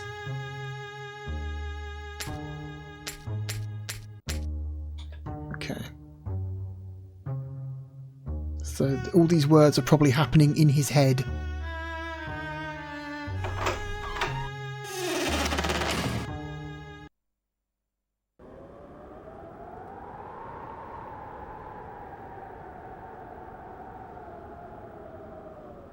What's this?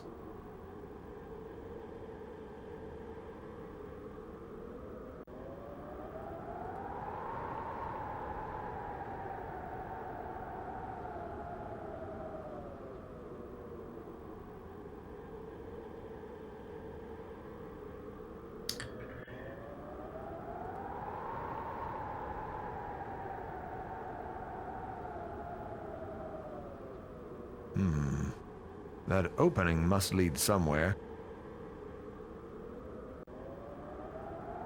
If only there was a way to climb down there. Okay.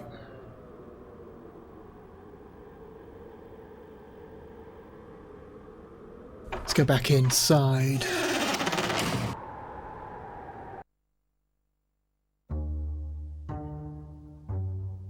Okay, take this piece of wood.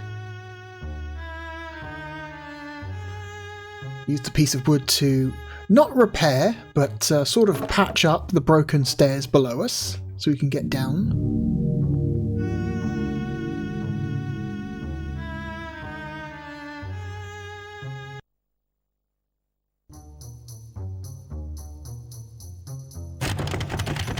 Damn, it's locked. Okay.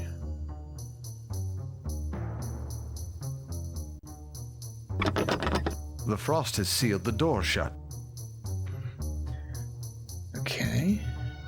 So we can't get in there because there's too much ice build up on the door.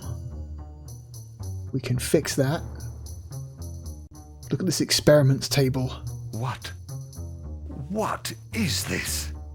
What could be the purpose? Research, of course. That bastard. I love how dramatic all the voice acting in this game is.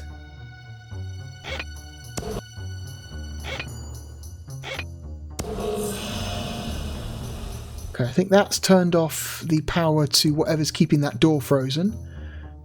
So now, if we wait a while, that door will unfreeze. We connect up this cable, this wire, to different switches.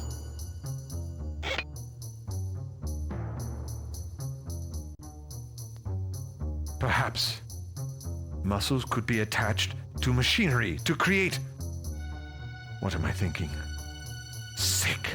This place is filled with things no man should ever see. Try the other one.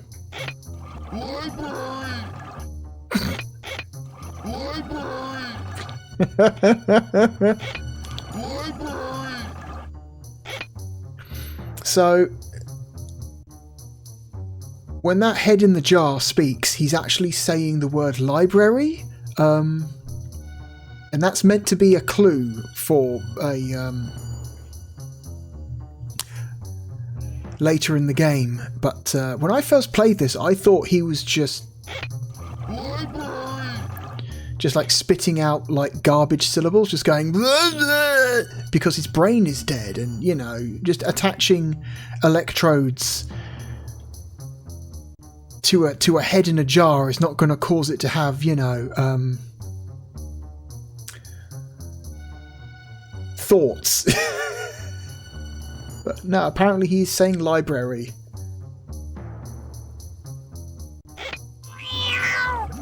Oh no, and in the jar next to...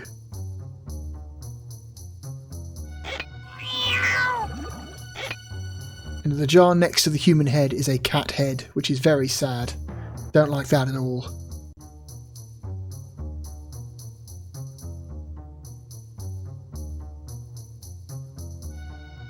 Okay. Can we examine this? A key.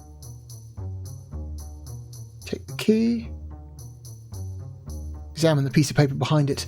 Lifestone crystal. Perhaps I have been going in the wrong direction. Something in... Okay, instead of making a single large crystal, I could line the walls of a box with many small lifestone crystals. It could then attempt to...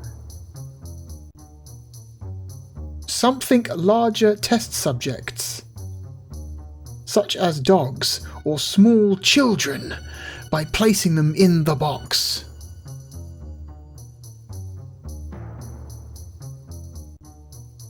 I wish I attempt to something larger test subjects by placing them in the box.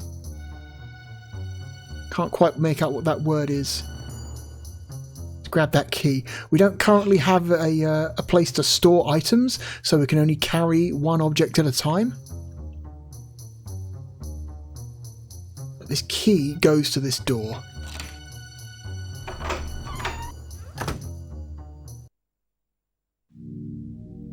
This room is so small, it's suffocating.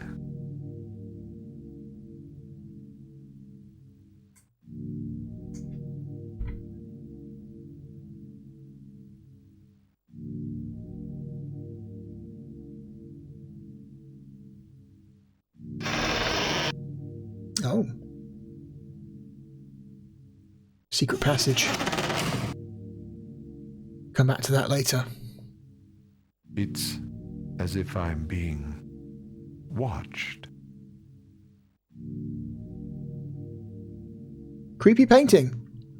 Who would ever have a painting like that in their bedroom, hanging over their bed? Who would want that?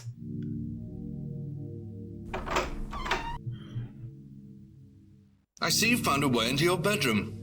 By the way, in case you don't remember, you were the victim of a hanging. The villagers fell upon you like a pack of hungry wolves, tearing you limb from limb. Not your lucky day.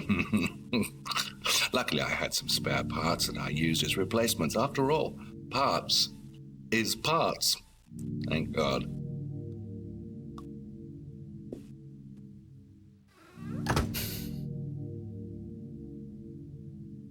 Okay.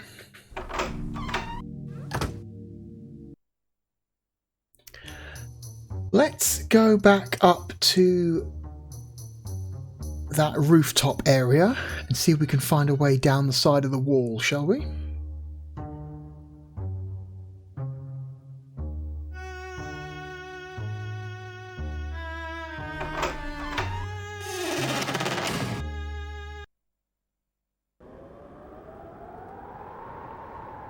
So...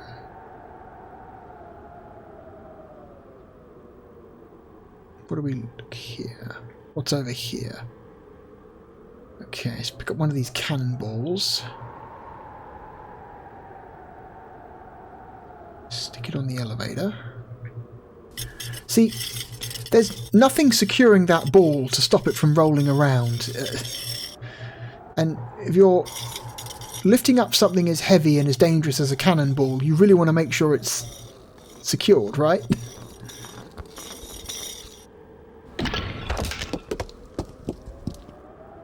Okay. So that apparently knocked off this statue, this eagle statue stuck to the wall. And for some reason this eagle statue has a bunch of ropes around it. We can use this rope to climb down the wall. Simple. Makes perfect sense.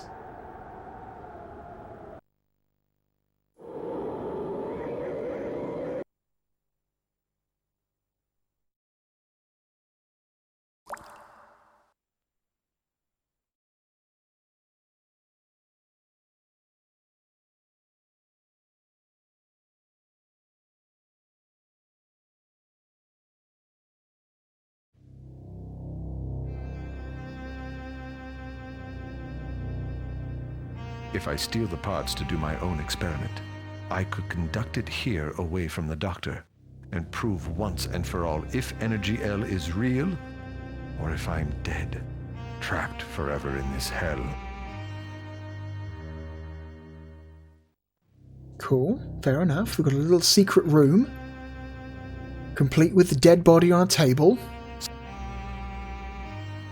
Oh, I think I accidentally skipped some dialogue there. I didn't mean to do that. Okay, that door is locked. Question. Who's coming in here to light the candle? Who lit this candle? Does the doctor have house servants? Do they crawl around all the secret areas, making sure they all have lit candles in case someone should stumble upon them?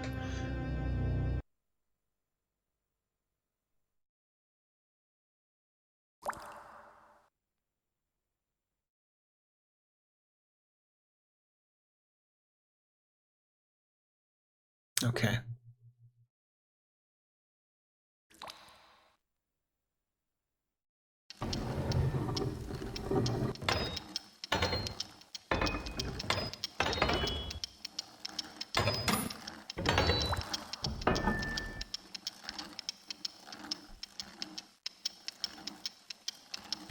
Well, that's good.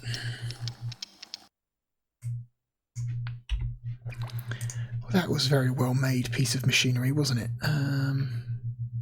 Put it back together.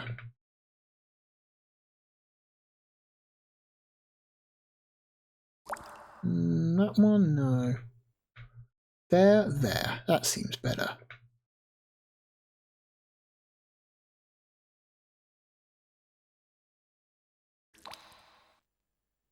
Oh, I've got to be careful when I hit the A button because it will skip any dialogue or animations currently playing, and so I have a tendency to double tap when I shouldn't. So I think I just skipped a video, but I don't think it was that good. It was just that shelving unit moving to the side. Okay, so now we're in the main hall.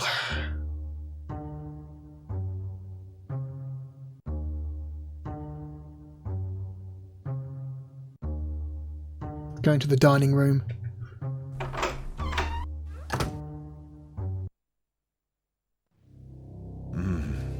Leftovers. I'm starving.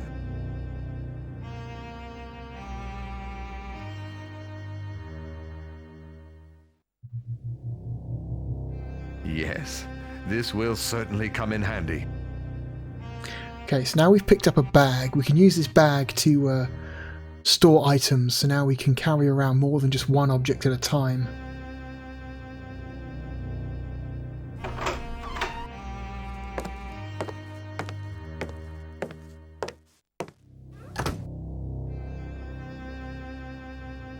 Okay, the doctor has joined us.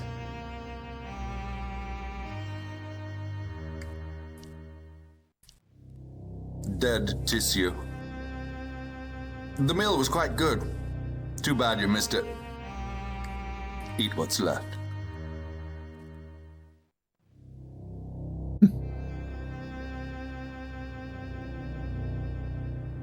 To examine the food on the table, we can see this turkey leg.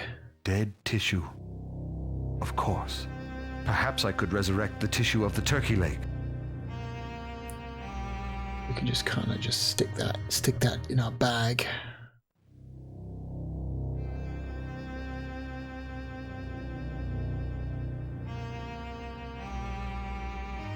Don't think he's got anything to say.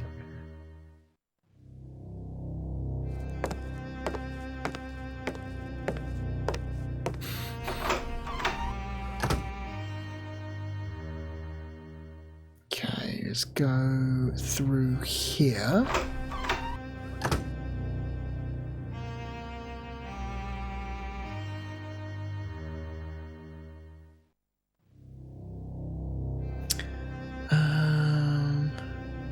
I remember finding navigating this environment a little bit tricky when I played this all the way through.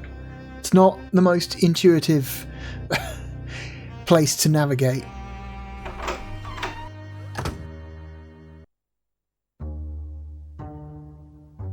Oh, it's a pantry.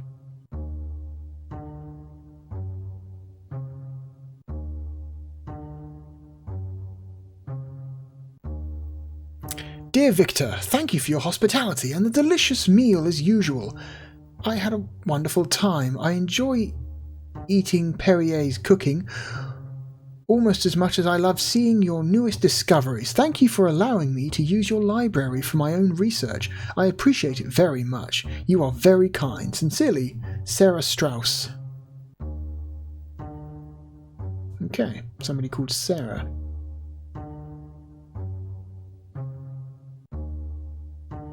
It seems someone, you most likely, has let the cat out of the bag. Or should I say, the thing out of the freezer. Your meddling must cease, or I will have to inject you with this potent sedative. Okay.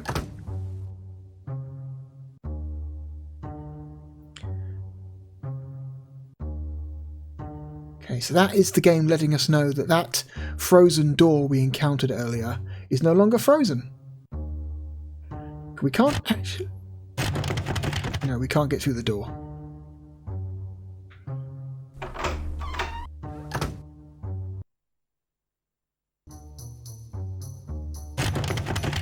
Locked.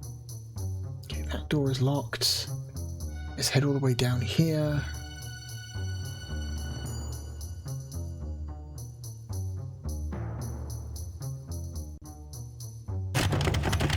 Locked. That door is locked. Another really long hallway. Looking for the main hall again.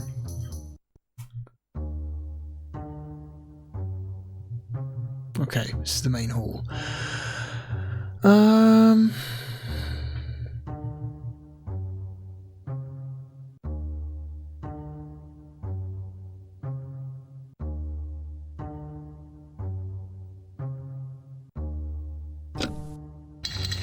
Oh, another secret passage, but we don't need to use that just yet. No. Look left, please. Thank you.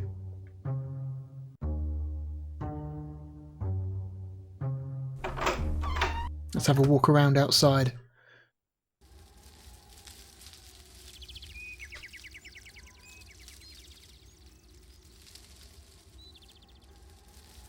Oh, hedge mazes. I love hedge mazes in video games. Name a hedge maze in a video game that wasn't fun to navigate.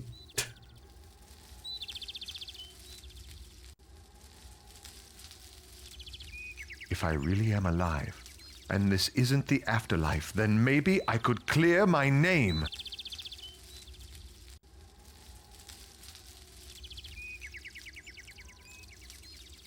But if I were stitched together and brought back from the dead, am I truly alive?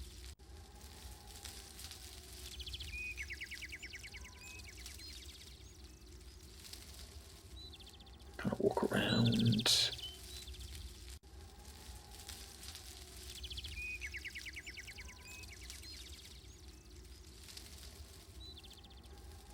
What's this weird green pond thing here? What is that? Huh.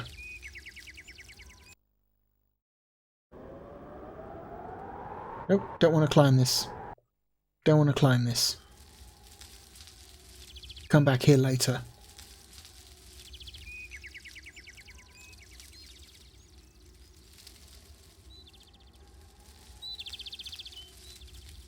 I could probably get into that room by climbing out onto that limb, through to that window.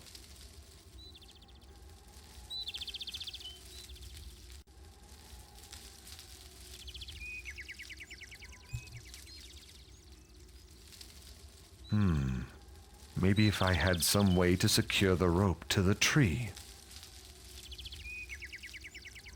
What's this? Another mysterious metal plate with some planetary positions on it. Number 4.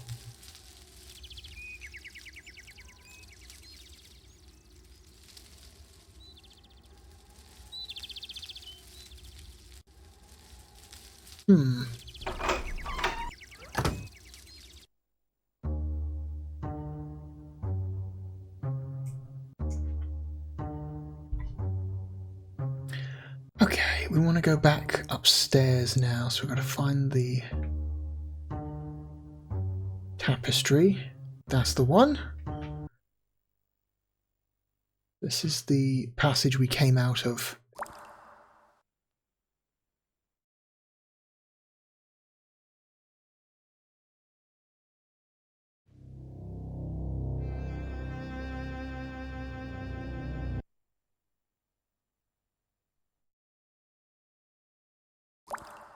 Okay.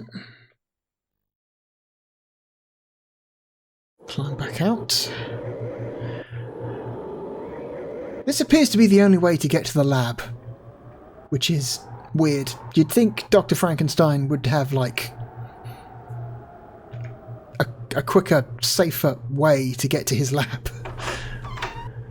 than through a bunch of secret passages and then climbing up a wall. Okay. So we want to go back to the lab. We now need to start gathering equipment to do our own little experiment. Okay.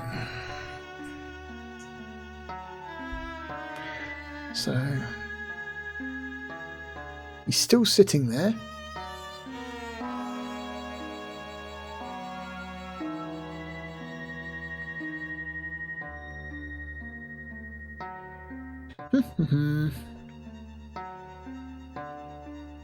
Don't mind me.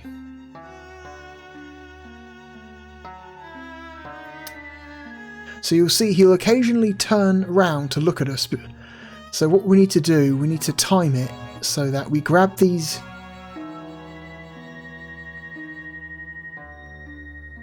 documents.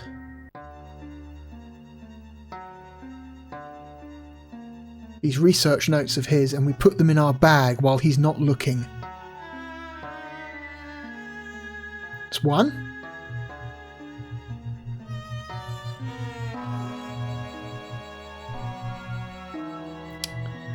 Come on. Come and look. You know you want to look. There he goes.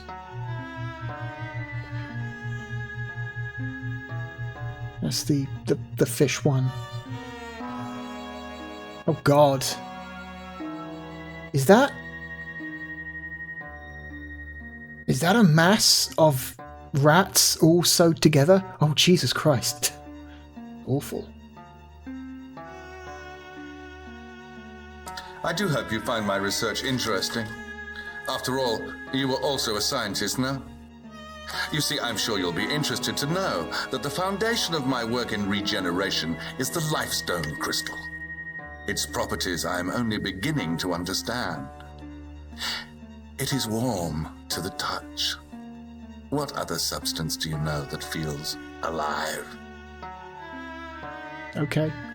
I see you are not captivated by this. I didn't mean to bore you. Leave now, I must work. There is so much to do. Okay, so he didn't tell us off.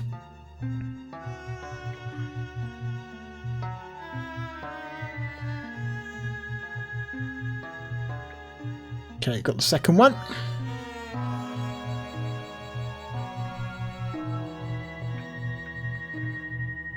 Okay, I think there's only two. Okay.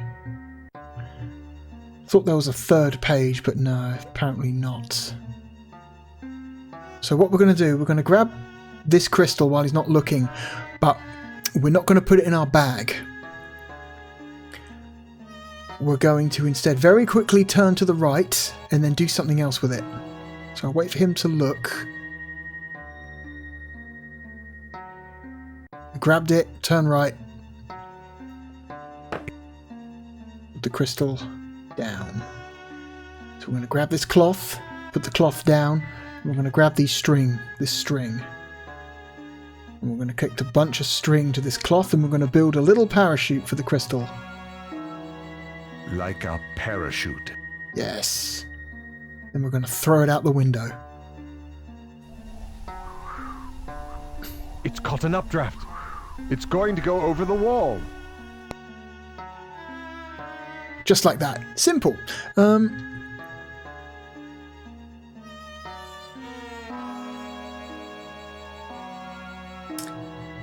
Okay.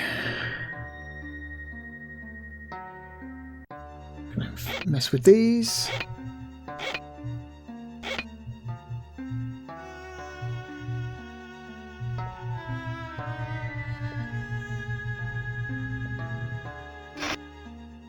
Okay, let's go check out that door that was frozen earlier.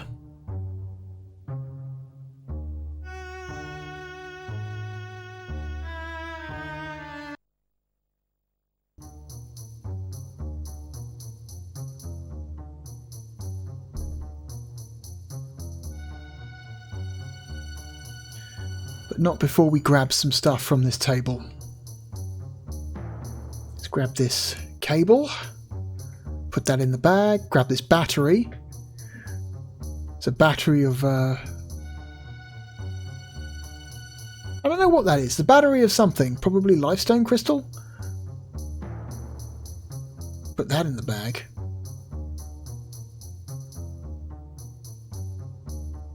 One for the road. Library!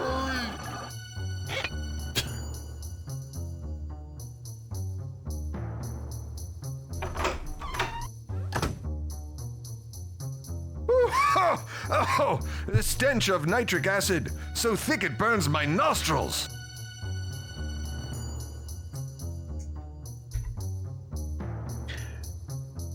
Okay. So yeah, it's where he stores his chemicals and equipment. Oh, we've got a crowbar. Put the crowbar in the bag.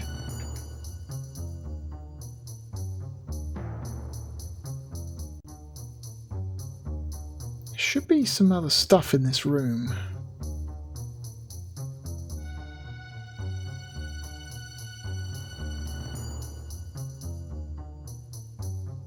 Aha!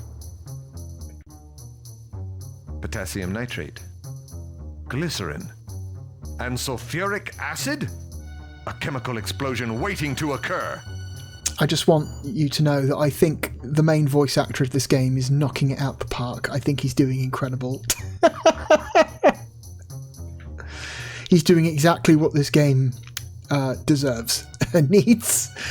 Dear Dr. F, inside this vial you will find 200 cc's of human spinal fluids as you ordered. Most of the subjects were male and all in excellent health. I tried to use only male subjects that fell between your age, height and weight requirements, but in order to deliver the quantity within time you demanded, I had to use several female subjects as well. Okay, there's a... As always, I shall expect the balance of payment as agreed upon. After delivery to your brilliant fool, should you require any other hard-to-find items for your work, please advise me. I remain your faithful servant, Vladimir. Keep that. My dear Dr. Frankenstein, let me be the first to welcome you back to your ancestral home. I have long enjoyed a calm and productive relationship with your predecessors and expect to maintain the same relationship with you. I'm not a man who welcomes change. I enjoy a certain reputation for efficiency, and I will not have that compromised.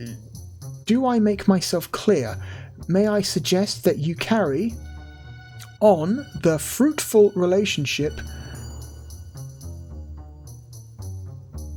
that I enjoyed with your forebears. Sincerely, Judge Rottenbush. I'm assuming that's what that says. It's hard to read. It's hard to read names that aren't regular words in this style of writing. Okay, I'm going to keep that as well. I'm going to gathering evidence. Okay.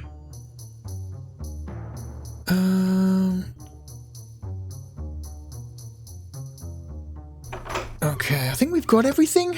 We've got crystal, we've got cable, we've got research notes, we've got dead flesh.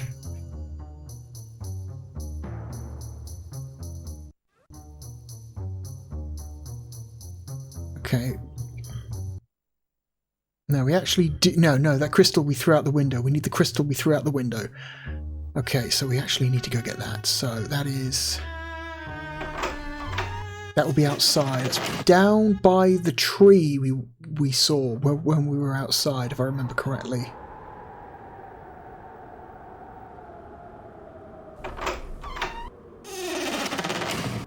Wait, I just came from here. What am I doing?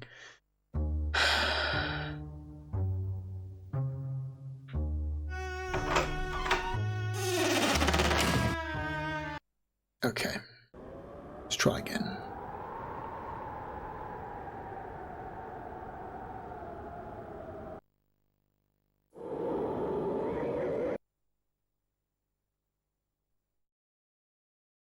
Okay.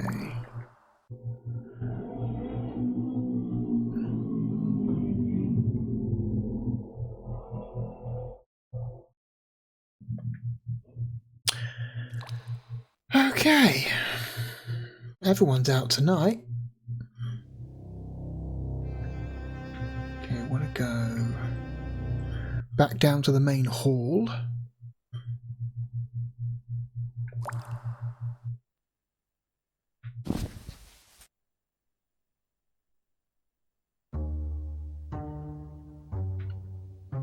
Back outside.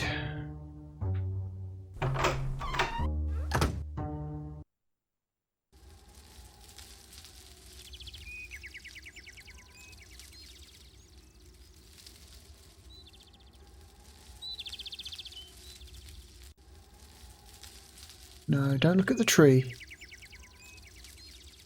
Walk around the tree. Walk over to this. That lifestone crystal is at the top of this tower. There must be a way to the top. There we go. So now we can climb the bricks. So fortuitously, when we threw the crystal out the window, the wind carried it over to the top of this tower.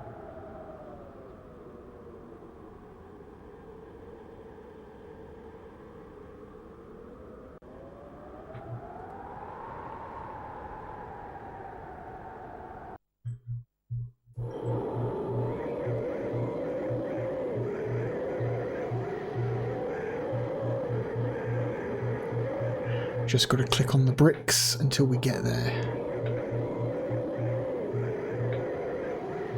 Aha!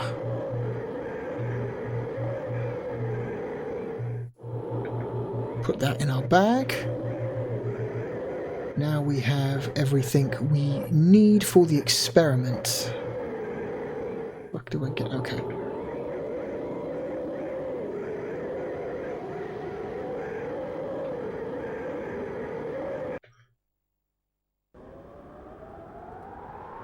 Oh my god.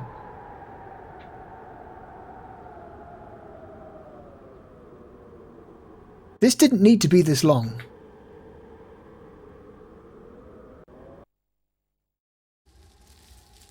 Okay.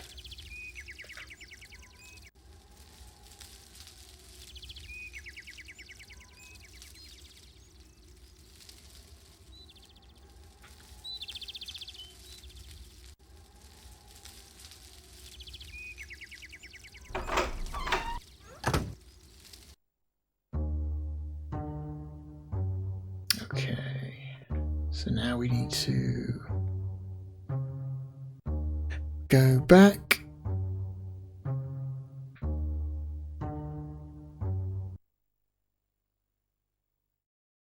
Back up to our secret little room.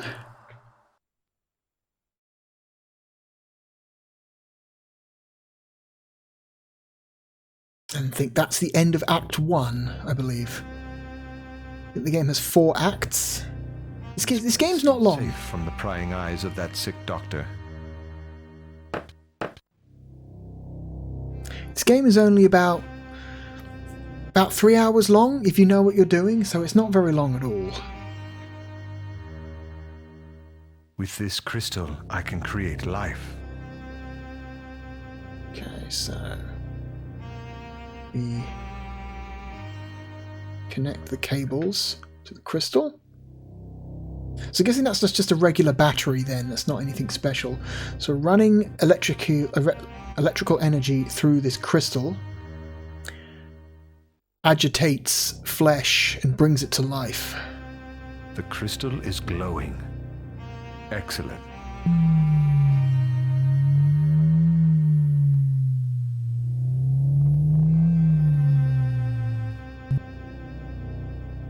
What did I expect?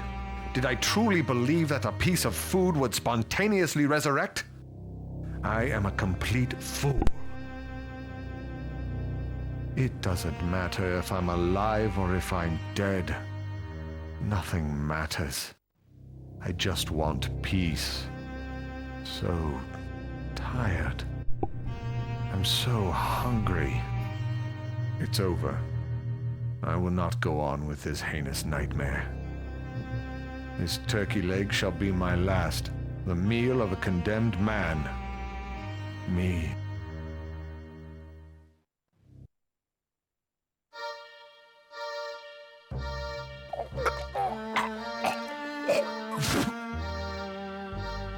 Can I never die?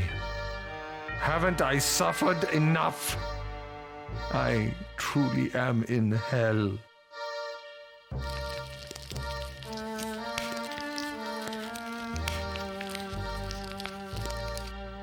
Wait.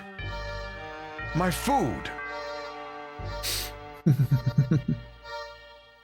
So the flesh of the turkey leg was alive. Oh, hey, there's a grappling hook underneath that table. I'll take that. My God. The mad doctor was right. He has truly mocked God and created life. But that would mean... Oh my God. The doctor's notes. Surely I must escape before he finds out I have taken them. Can I put them back can I put them back? I must escape from this castle. But I'm a convicted murderer. If I leave this place, I would be hunted like a dog.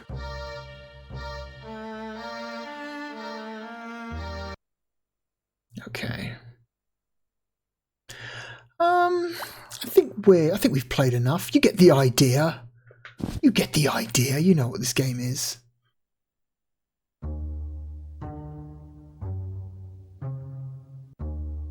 Anyway, let's try to do something with this grappling hook.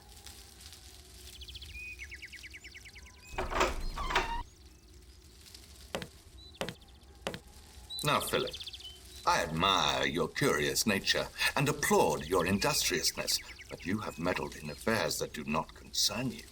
My notes are quite confidential. If you do not return them immediately, let me simply say that it was I who gave you life, and it is mine to take away. Okay. You have taken advantage of my kind and generous nature, and that is a grievous error on your part.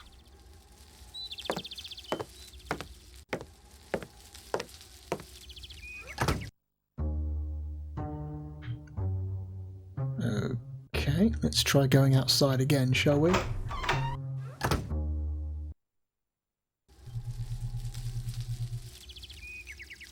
So, he knows we've stolen from him and he is pissed.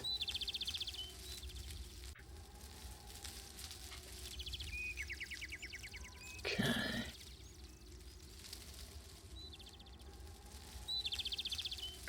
Grappling hook. Attach grappling hook to rope. That's a tiny little grappling hook. Wow, it seemed bigger before.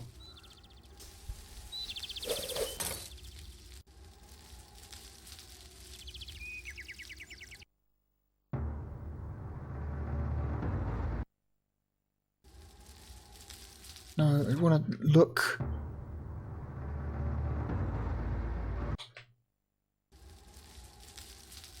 No? Can I not turn around in the room?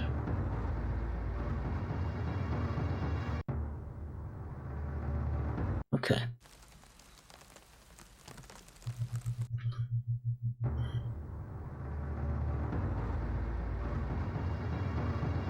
Oh, we have a table with a note on it.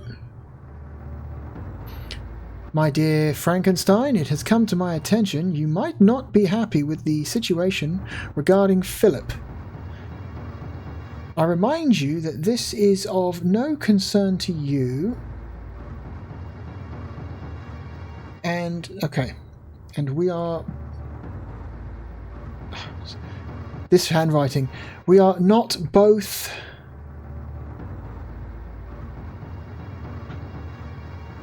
benefiting from the young man's... Are we not both benefiting from the young man's demise? Should you push matters, I can make life quite unpleasant for you. Judge Rottenbush.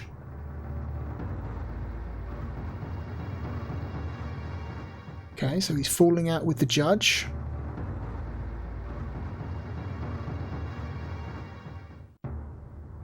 Oh.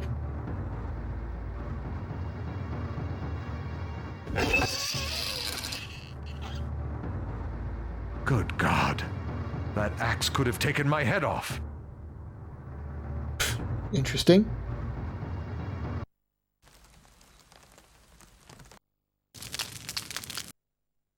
There's a secret passage behind that fireplace. Yeah. Navigating is kind of annoying in this game.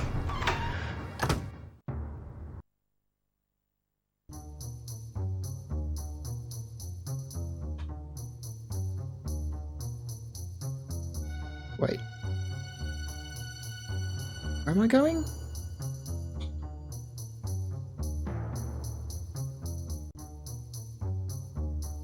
Anyway, that's enough. That's enough of Frankenstein through the eyes of the monster. I kind of love this game, mostly because the performances are so out of control.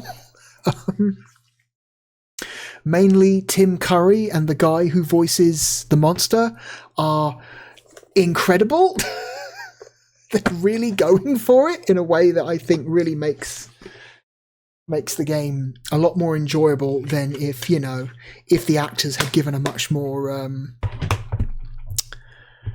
you know, much more, shall we say, conservative performance. No, I'm very glad that they both decided to just really go for it.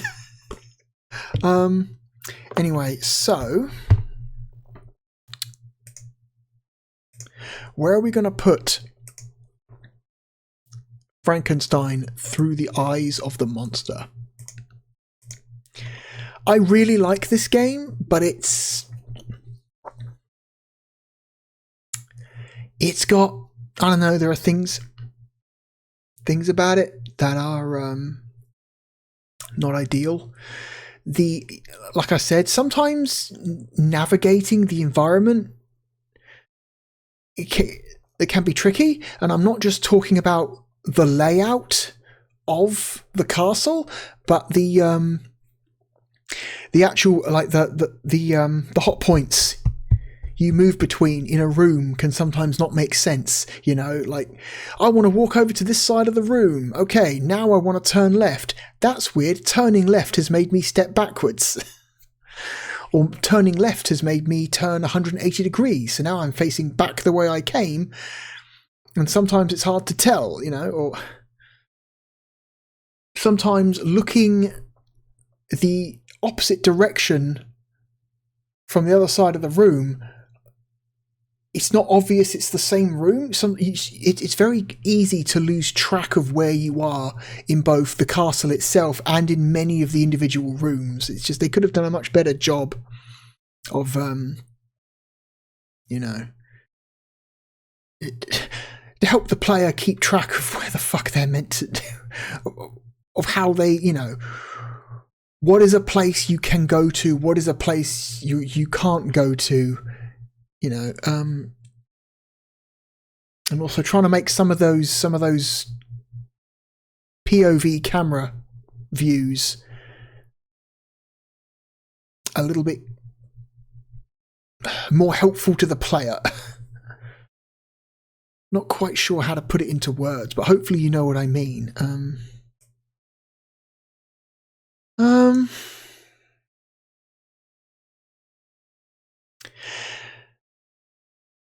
And in classic 90s adventure game style, a lot of the puzzles in this game are bullshit. Like really, really obtuse. And not easy to figure out at all. But like I said, that's just very, very normal for the genre of the era. Despite its flaws, I think Doom is a better Sega Saturn game.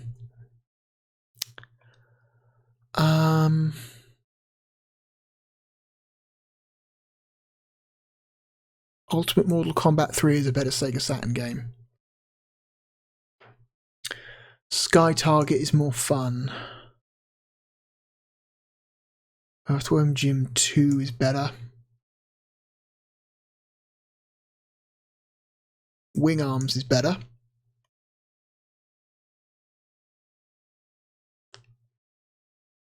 It's better than the Mansion of Hidden Souls. It's better than the Saturn version of Myst. It is a Myst clone, but Myst is a well-made game, but it is the, you know,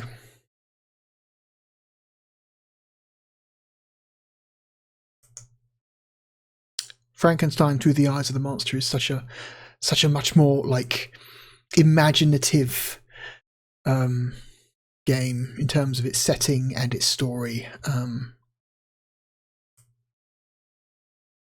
It's a bit more ambitious than the original Myst. I think it's a better game than FIFA 96. I would take it over F1 Challenge.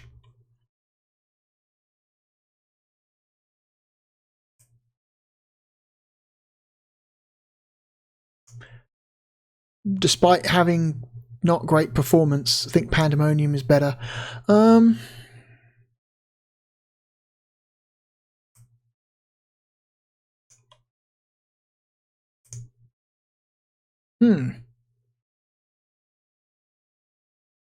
I would rather play In the Hunt again, despite its performance issues. The Horde is maybe a better game. Pebble Beach Golf is a better game. Robo Pit is a better game. Hexen is probably a better game. Battle Arena Toshinden Ura is probably better. The Saturn version of Need for Speed.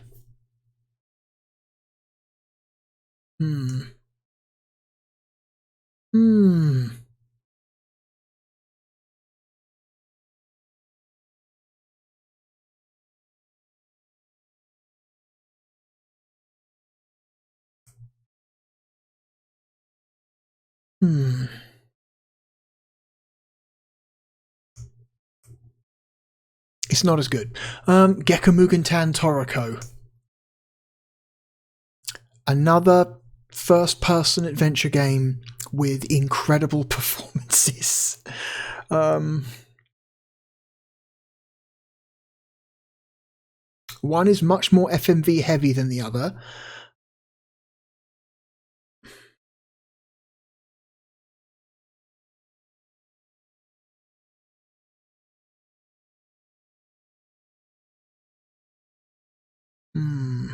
I'm not sure.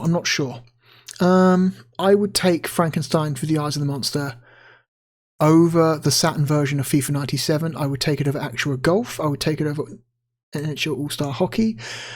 I think it's a better game than Andretti Racing. It's a better game than NHL Power Play. It is sadly a better game than Mr. Bones.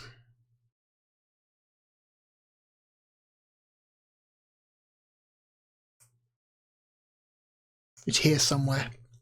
It's between 99 and 109.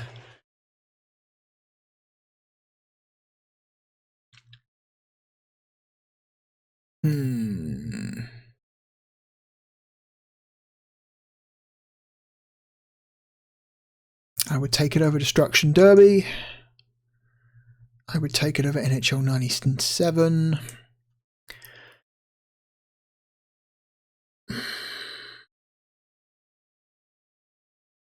I find it more interesting than Crime Wave.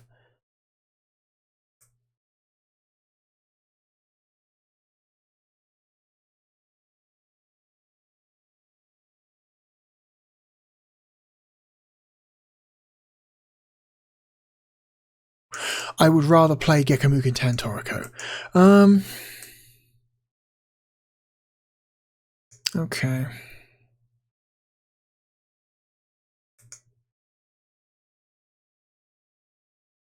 This is tough.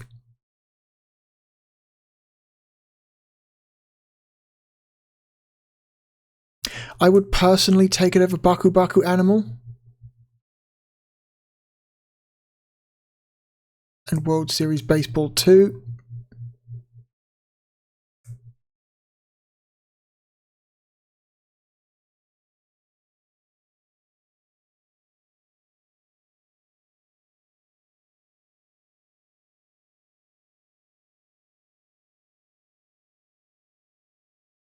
Would I though?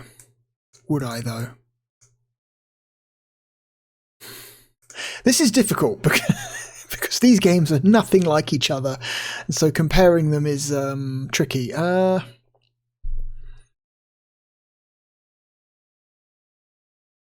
Would I rather play Frankenstein Through the Eyes of the Monster or Sea Bass Fishing?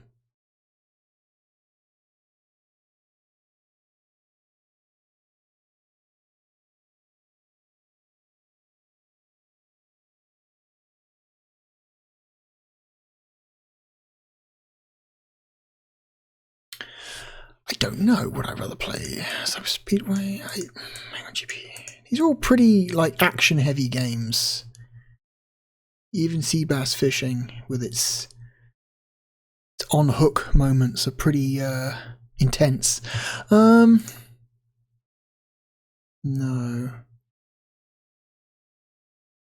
I'd rather play. Yeah, I'd rather play Hang On GP. I'd rather play Highway 2000. Thing with Frankenstein Through the Eyes of the Monster is that it's very funny and very camp and very silly, and over the top, But between those moments, you're kind of just playing a really slow-ass and obtuse adventure game. And that's rarely ever super fun. It's the performances that make this game what it is, and there are large stretches of this game where there isn't much in the way of any performance. So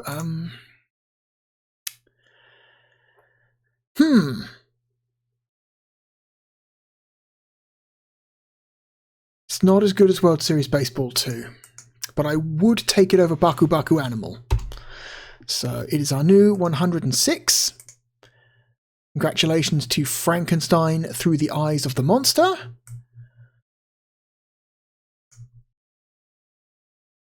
Not bad. Very interesting, especially when Tim Curry's on screen.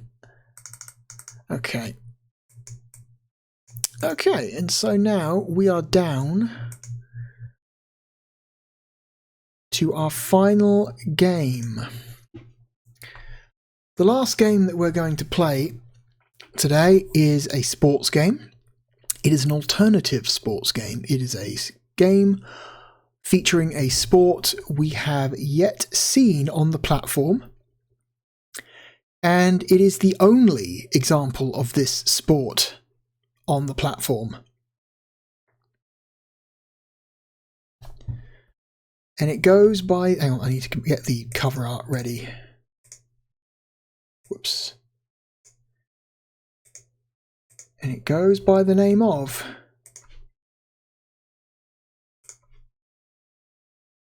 Jonah Lomu Rugby.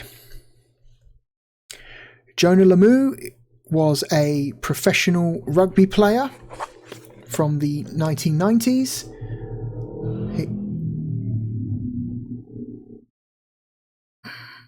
Okay, all the nut jobs in their hatchbacks are all out today. Or tonight, rather. Sorry about that. I can't really do much about all the excessive noise around me. Anyway, yeah, Jonah Lomu was a professional rugby player from the 1990s. He played for New Zealand, I believe. And he was considered at one point the best player in the world. He died, was it about a decade ago? Hang on. Yeah, he died in 2015. He was only 40. It's a professional athlete dying at the age of 40. That's nuts. It shouldn't happen. It shouldn't happen to somebody who is a professional athlete, you know, so someone who is famously considered very physically fit. You shouldn't be dying at 40. Apparently he had a heart attack, which was brought on by complications from his kidneys, apparently. So, that sucks. Let's play the game. Here comes another one.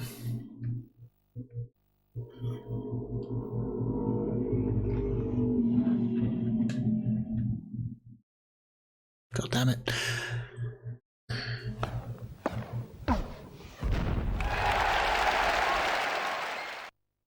Okay, this game was made by Rage Software. So the same people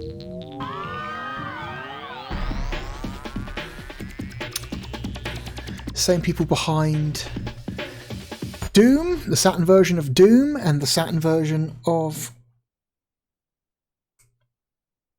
Revolution X.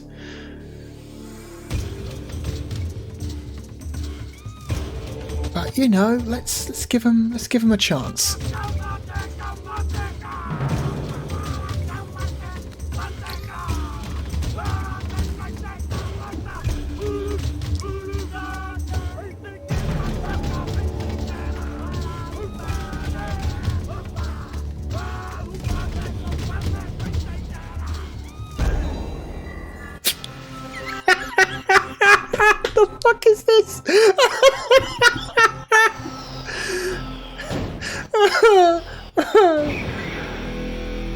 That's an incredible intro. Wow. Oh dear.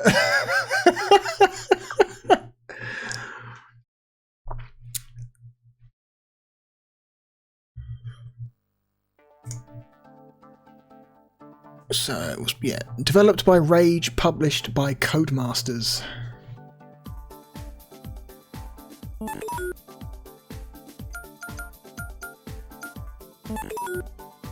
That's a really weird confirmation noise they decided to use.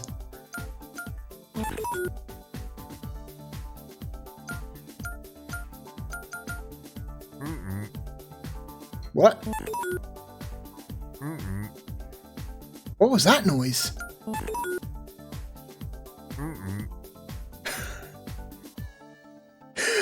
Both of the noises used for confirming and backing out on this menu are incredible. One of them sounds glitched and the other one sounds like a guy going mm-mm, mm-mm, mm-mm.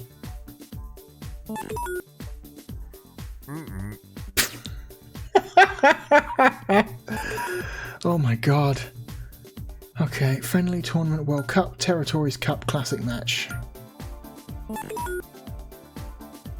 Hang on, I want to look at the options first before we do anything. Nothing else? No, that is just the options. There's no control screen, nothing, no difficulty settings, just sound, and replays. Okay, cool. Well, whatever. Friendly. Oh, this game supports up to 4 players, apparently. Yep, 1 to 4 players.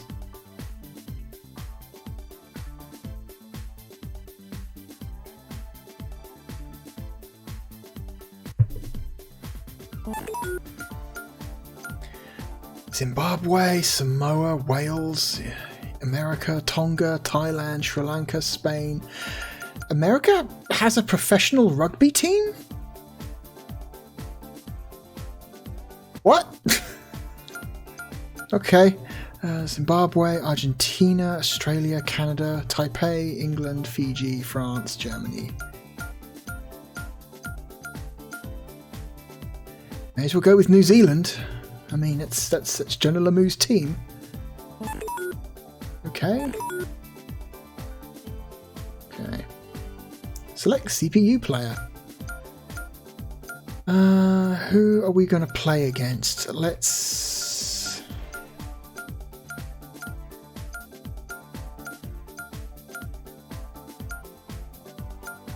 Hong Kong has an international team. Because this game does have licensed players, I believe. Yeah, 32 rugby union teams. So these are all like...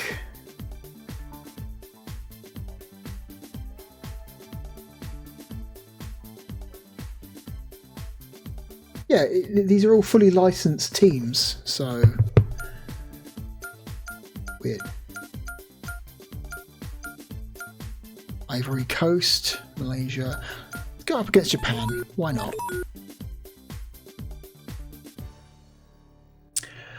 Stadium select Tally Field, Hagley Road, Aston Road, and Ballydown Park. Just the 4, eh? Doesn't really matter. Aston Road, why not? Duration 5 minutes, wind light, weather fair, penalties off. I'm going to take this opportunity to look at the controls.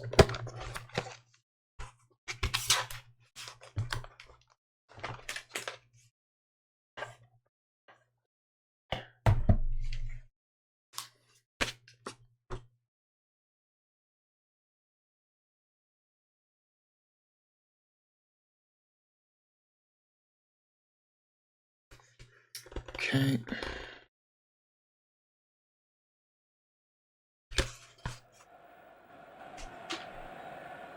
Hang on. There's a lot of, oh my god.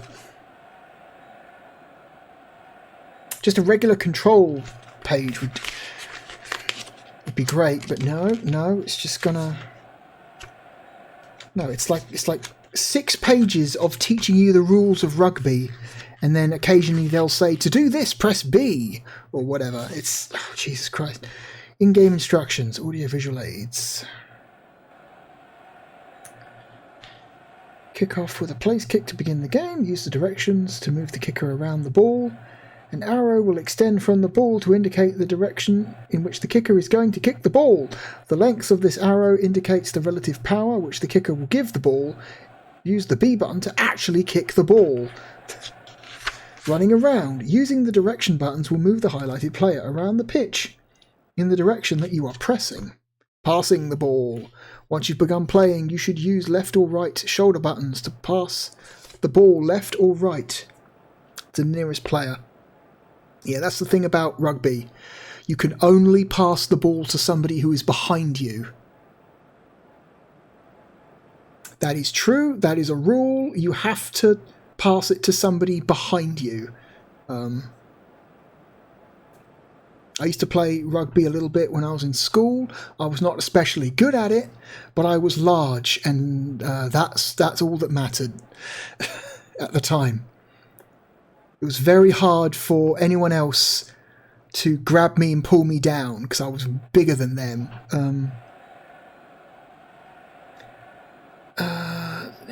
Okay, if you hold... Okay, shoulder buttons to pass the ball left or right to the nearest player. If you hold the X button and use the left or right shoulder button, the ball will be passed to the second nearest player to the left or to the right. Tackling. To tackle an opponent and make them release the ball, direct one of your players to the ball carrier and press a tackle button, B or C.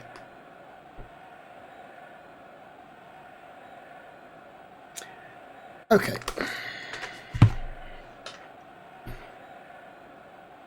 Different camera views. What do we got? South Terrace, East Terrace, Action Cam.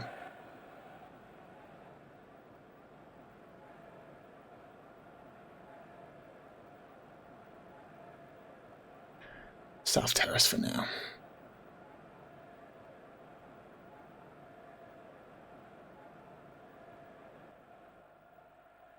Oh, I see. The more run-up we have, the...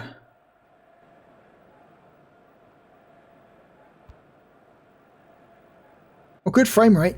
Very good frame rate, in fact. That's an excellent frame rate. Wow, okay.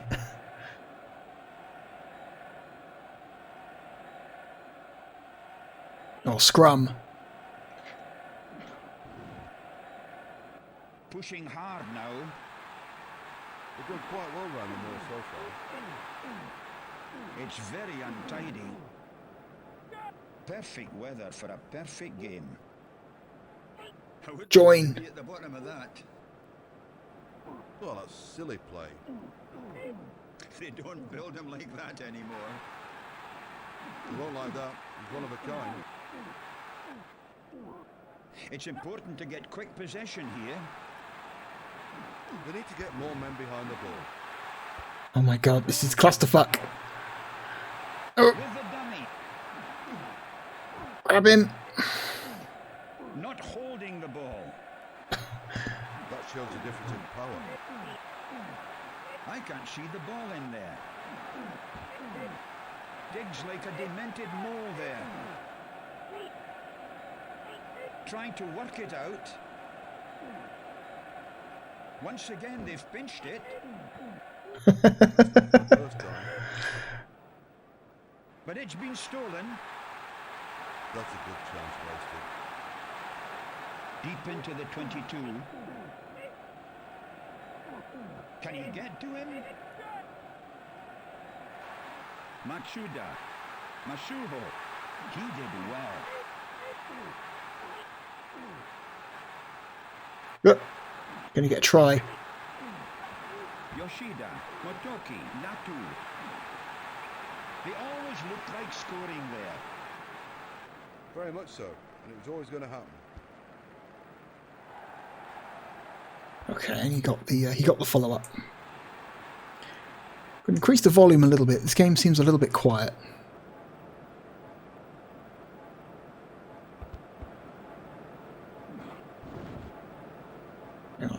Change camera. Okay, so we've got end to end, side on, or the action cam. Let's try the action cam.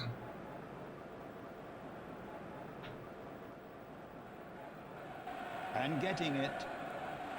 Good support play in the middle. This might be using some of the same code they used for Striker 96. Because Rage made Striker 96, and that game also had a pretty damn good frame rate From him. and was quite responsive. Taking their time now. Oh my god. We need to do better than that. Birao. A fine pass. Thunder's in there. That'll knock the wind out of him. Not Okay. giving any ground away. Motoki Uh-oh, uh-oh. goes in hard. It's just kind of a clusterfuck. it's hard to tell what I'm doing.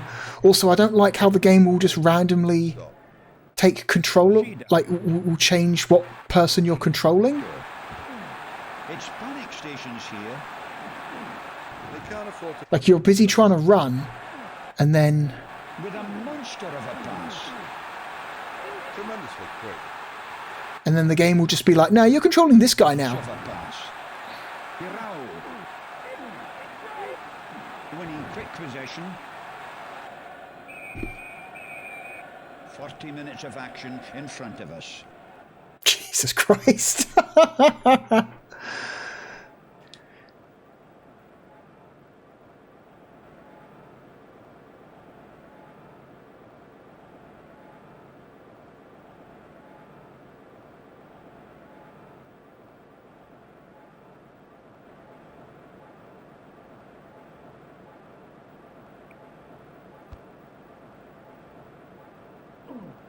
Going in well.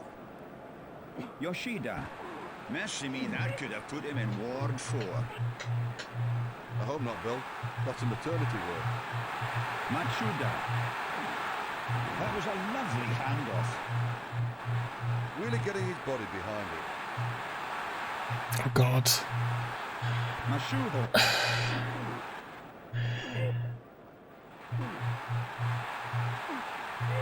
They don't build him like that anymore. You won't like that. One of a kind. God damn it, I can't see shit. Camera views. There we go. I'll try this one.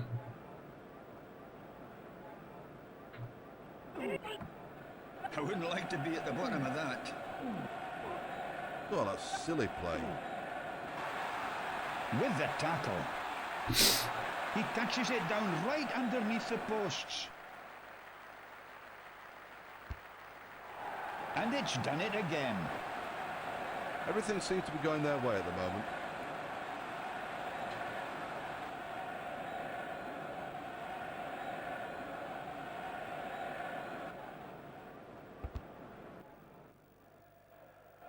Masuho.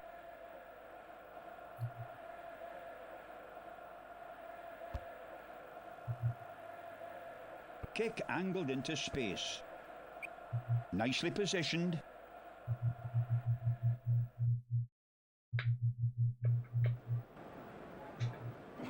With a great leap. Picked up beautifully. Masuho. In the last 20 minutes.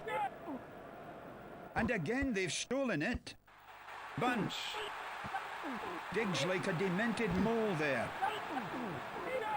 It's Okay, I think I'm starting to get the hang of what they want. good movement off the ball. I don't know. It is a little difficult though, trying to figure out what exactly the game. Work it out. Shit. Oh, pick. Lamu with an awful pass.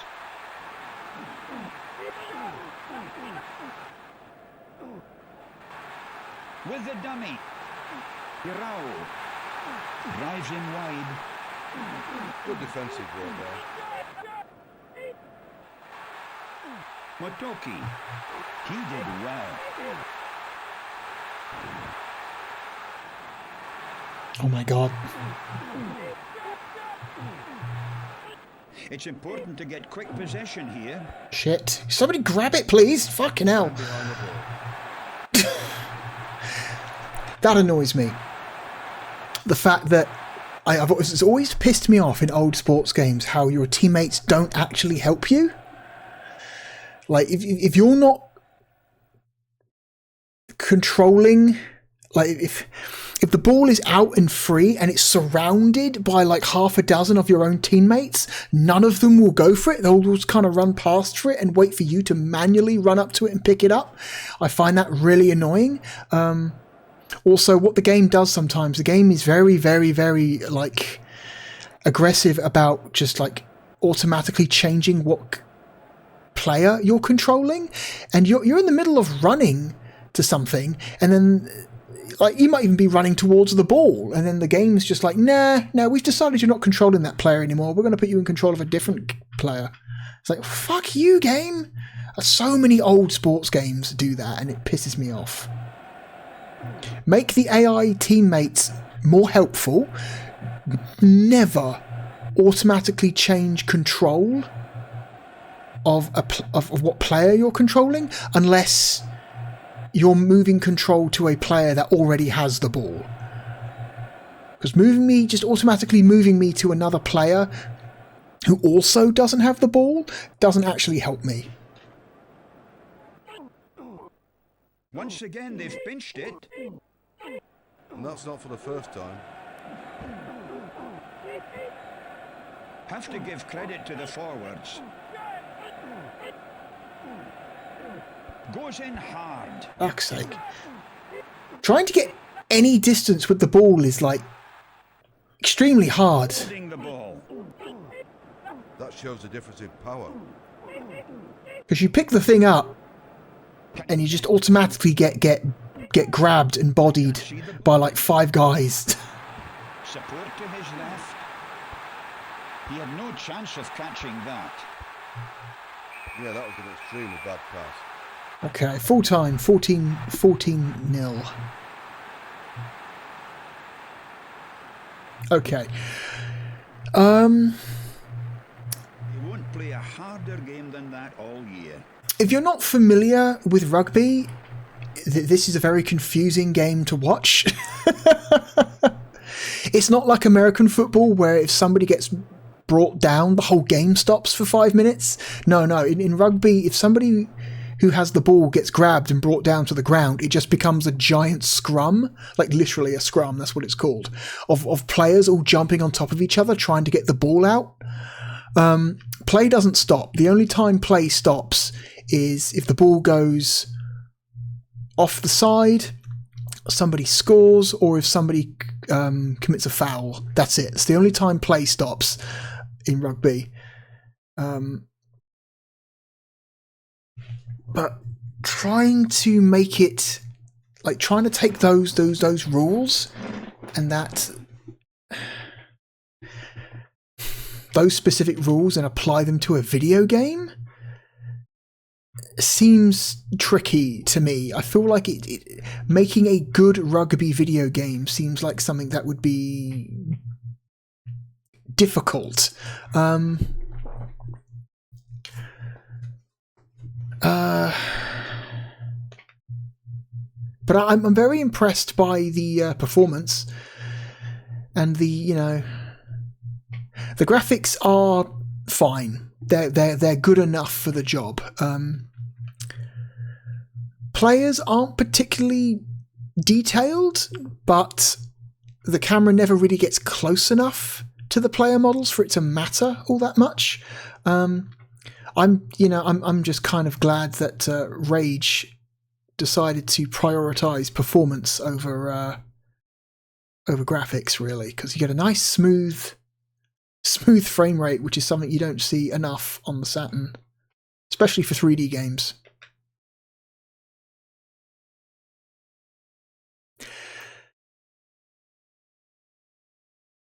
So here's the thing. I'm familiar with the sport of rugby.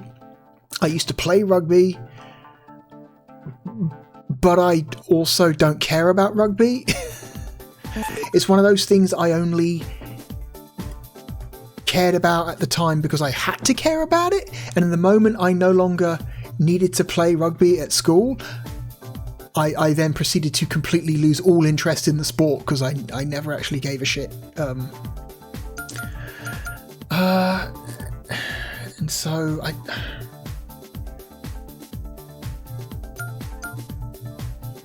don't know how to feel about this game. Let's try again. Let's do another. What's a classic match? What is that? What is classic match? Oh, I see.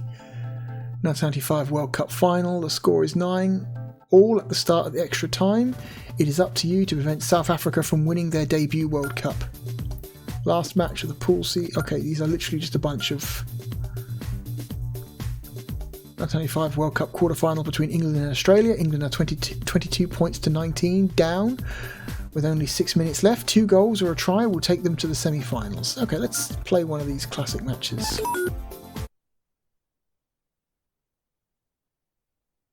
That's interesting. That's interesting. So you've got like scenarios that are based on real matches that happened.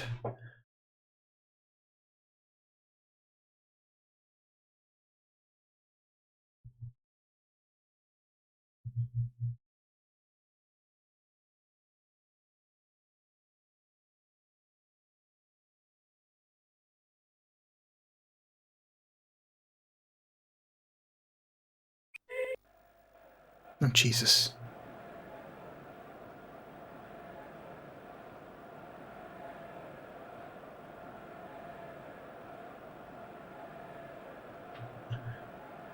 Put in ball.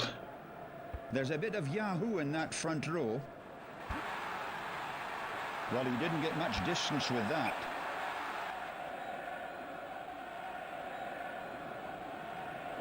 Cregan, Horan. It was a lovely pass. Going in well. Digs like a demented mole there. Little. He did well. Oh, God. Can I run faster? Is there a sprint button? Way.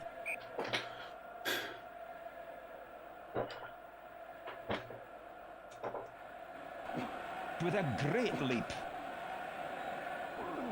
With a hard tackle. Winning quick possession. Oh, that was a great move. Wonderful team play. I hope the weather holds up. And it's through.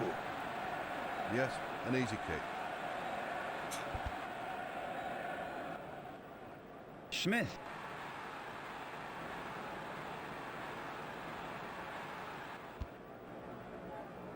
That's a disappointing clearance. You'll be disappointed with that kick.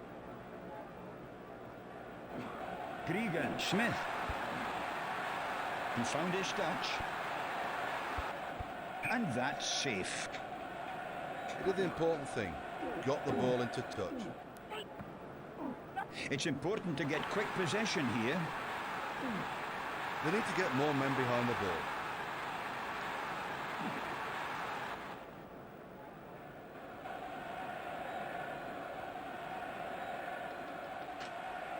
Over the 10 meters line. Oh my God. Push, push, push, push, push, push. Can we get rid of the ball? Move the ball? The ball was held in the maul, so they lose the put in. Okay.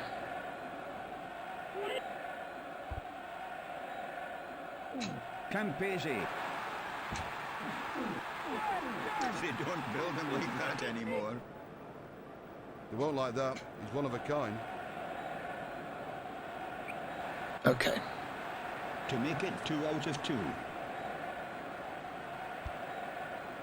And it's done it again. Everything seems to be going their way at the moment. Yeah, this sure is rugby.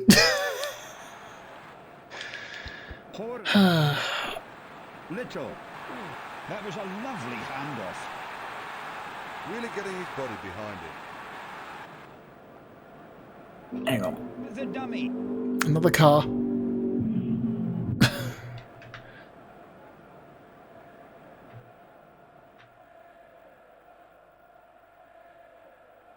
Try the action cam again. taking their time now. They need to do better than that. Cregan did well. Horan, Lina, Gavin. Oh, he did well. Horan. That was superb finishing.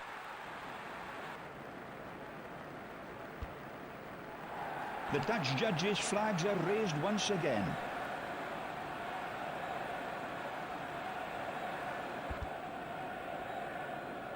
Bark.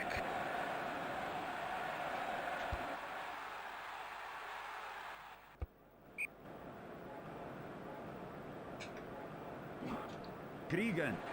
Horan. Thunder's in there. That'll knock the wind out of him. He had no chance of catching that. Yeah, that was an extremely bad pass. Oh my god, just grab him! Not giving any ground away. How much time we got left? Goes in hard. 2.5 minutes. Okay. The referees let it go.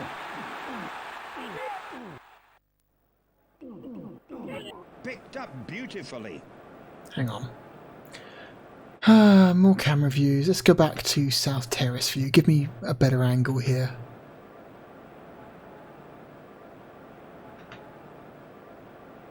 Going in alone.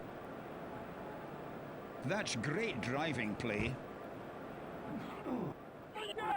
I wouldn't like to be at the bottom of that. Oh, that's silly play. Just let him. It's fine. Scores a great try.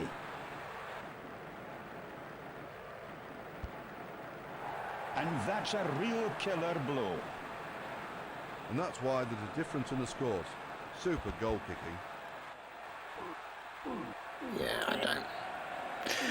You know, the game runs well and it looks okay, but unfortunately the sport in question is just not something I care about.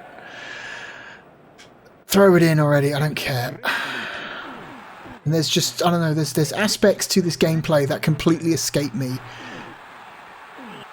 It's very untidy. Like, is there a sprint button for a start? I don't know. He did well. Just watch this. Great passage of play there. Just shows how dangerous they are with the ball in the hands. I don't know who's got it. That's good rucking. They're doing a good job. Okay. Oh, that was a great move. Wonderful team play. And it's through. Yeah. Yes, an easy kick.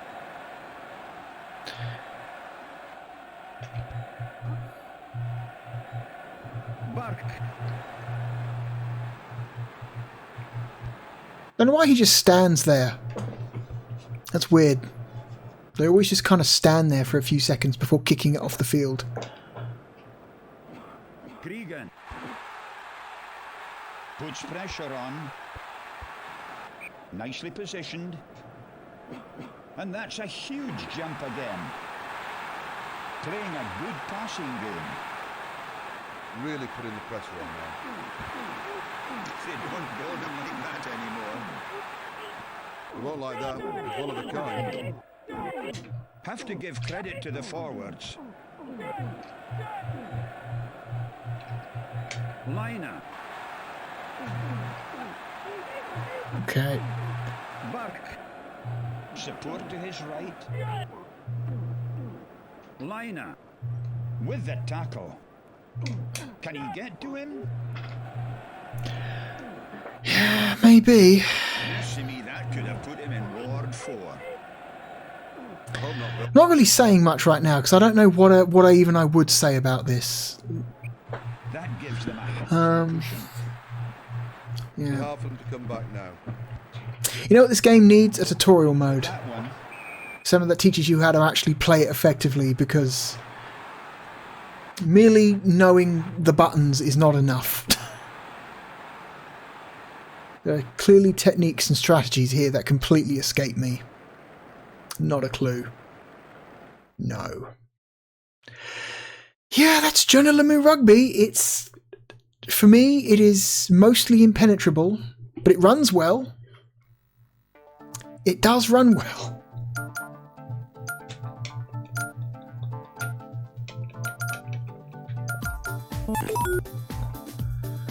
It's these menu sounds that really get me, though.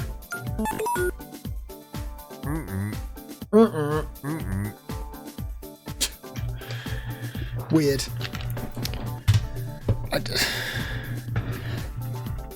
But I'm sure people who were mad about Rugby in the 90s loved this game. I just don't care. I don't care. I am completely apathetic towards the sport of rugby. I don't. No. Oh dear. Well, that was a anticlimactic end to the video. Where the hell are we going to put Jonah Lomu Rugby?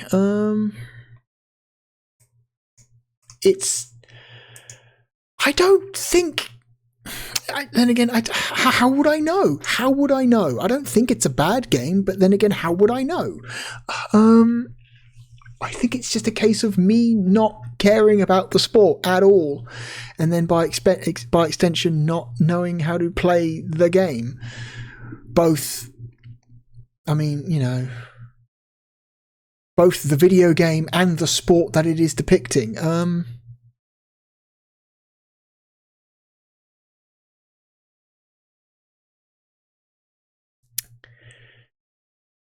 Huh.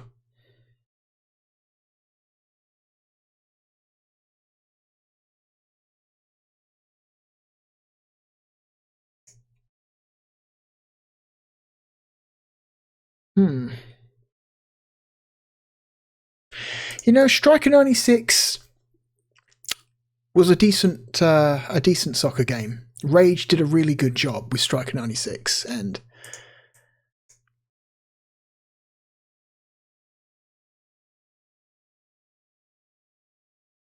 like this game, Jonah Lomu Rugby runs really well, has seemingly responsive controls, but I don't know if the game is too hard, maybe. I don't know if the game just does a bad job of communicating what you need to do, maybe. I would rather play Striker 96. I would rather play Tomb Raider. I would rather play Mighty Hits. I would rather play RoboPit. I would rather play Gen War. I would rather play FIFA 97. I would rather play Tilt. Clockwork Knight 2 is a more interesting game. Mortal Kombat 2 is more entertaining. Kenji Ino's D is a much more interesting and entertaining game. It's not a good golf game, but I would rather play PGA Tour 97 because at least I know how to play that game. I know how to play golf. You take the stick, you use it to knock the ball in the hole. Broadly, I know rugby is you need to get the ball across the line at the end of the field, but getting there is a fucking nightmare. I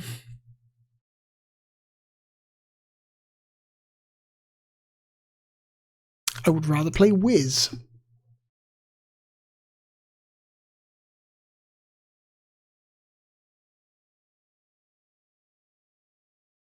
I would rather play Madden, which is interesting because I could not give a shit about American football. But the game is more, I don't know.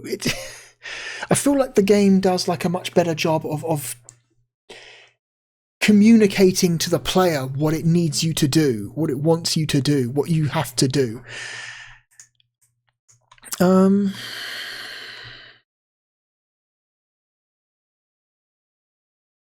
I would rather play Virtual Hide-Lide. It's, you know, it's a mess. It's a complete mess of a game, but I understand how to play it, and it's really interesting. Die Hard Trilogy is a better game. I would rather play Area 51. Battle Stations is way more interesting.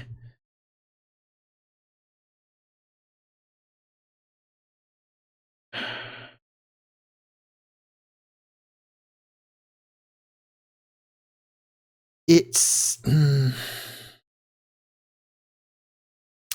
Grid Run is better. Dragon Ball Z is better. It's a better game than NBA Jam Extreme. It's here.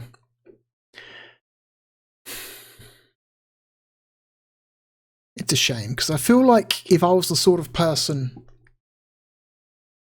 who cared about rugby and wanted to put time into this game to learn how to play it, my opinions on it would be better, but I don't care, man. I'm probably never going to touch this again.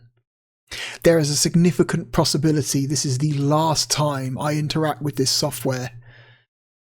Because it's not even interesting. Like,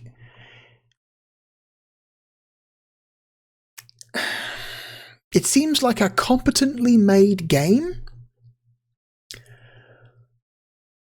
that can only appeal to a very small number of people.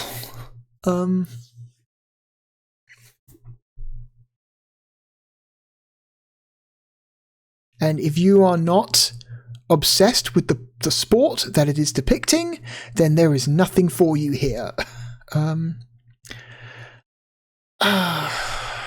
Casper is more interesting. Clockwork Knight is more entertaining for me.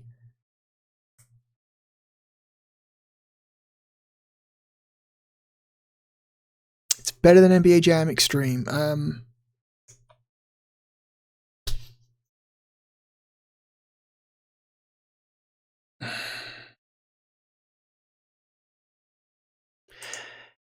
It's a better game than WWF WrestleMania. I would take it over Iron Man, Exo Manowar. Seems like a more competently made game than Scorcher. Not as entertaining as Primal Rage.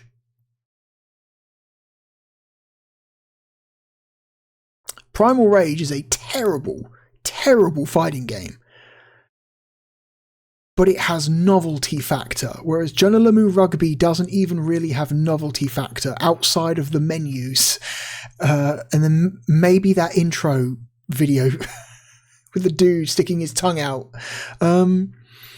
Beyond that, there's really nothing interesting or entertaining about this game in any way.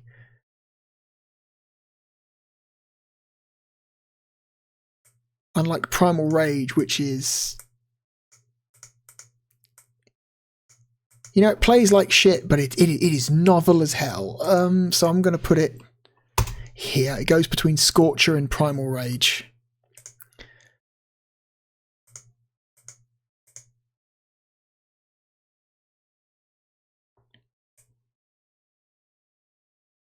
I feel bad. I feel bad about this because I feel like it's not necessarily the game's fault. I think...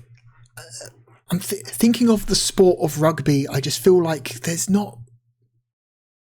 I don't think it's a kind of sport that lends itself to games particularly well.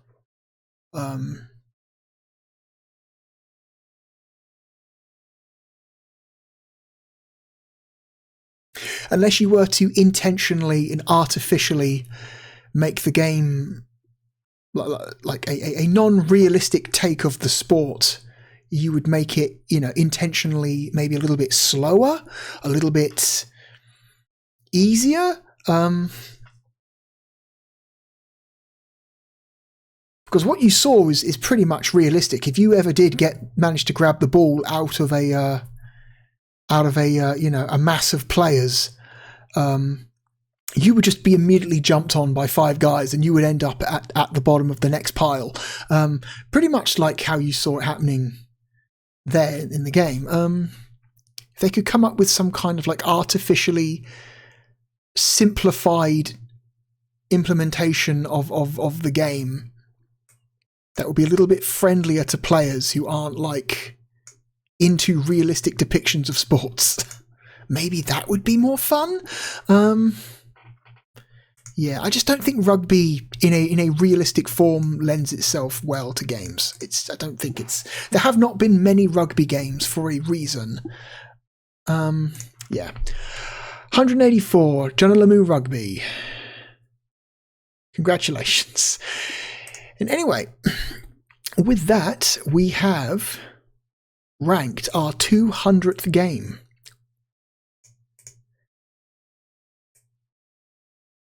This is a major milestone. We only have 41 titles left to go. Unless something really, really, really, really bad happens, we will finish this series at some point next year.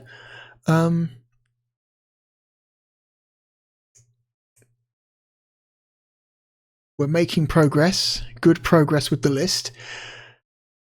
Sega Rally Championship is still number one. I believe there's only realistically a small handful of games that could even potentially threaten it at this point. And Revolution X, still the worst. We have yet to encounter a game worse than Revolution X. This is fun. I'm having fun doing this.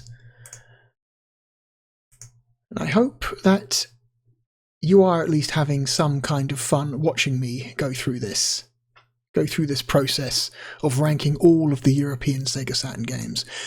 Next time on Ranking of Saturn will be a 0.5 episode.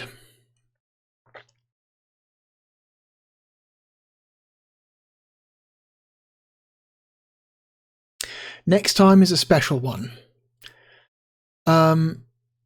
This point of the year, as I am speaking, we are currently almost halfway through December.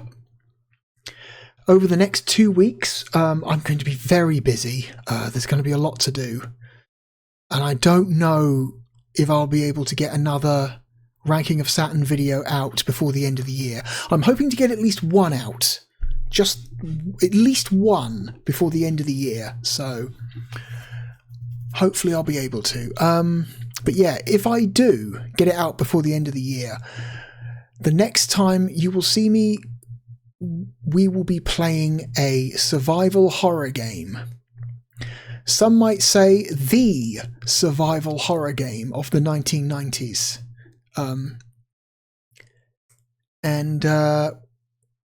That is all I'm going to say. Anyway, thank you for joining me. My name is therealbluedragon, and I hope to see you again next time. Goodbye.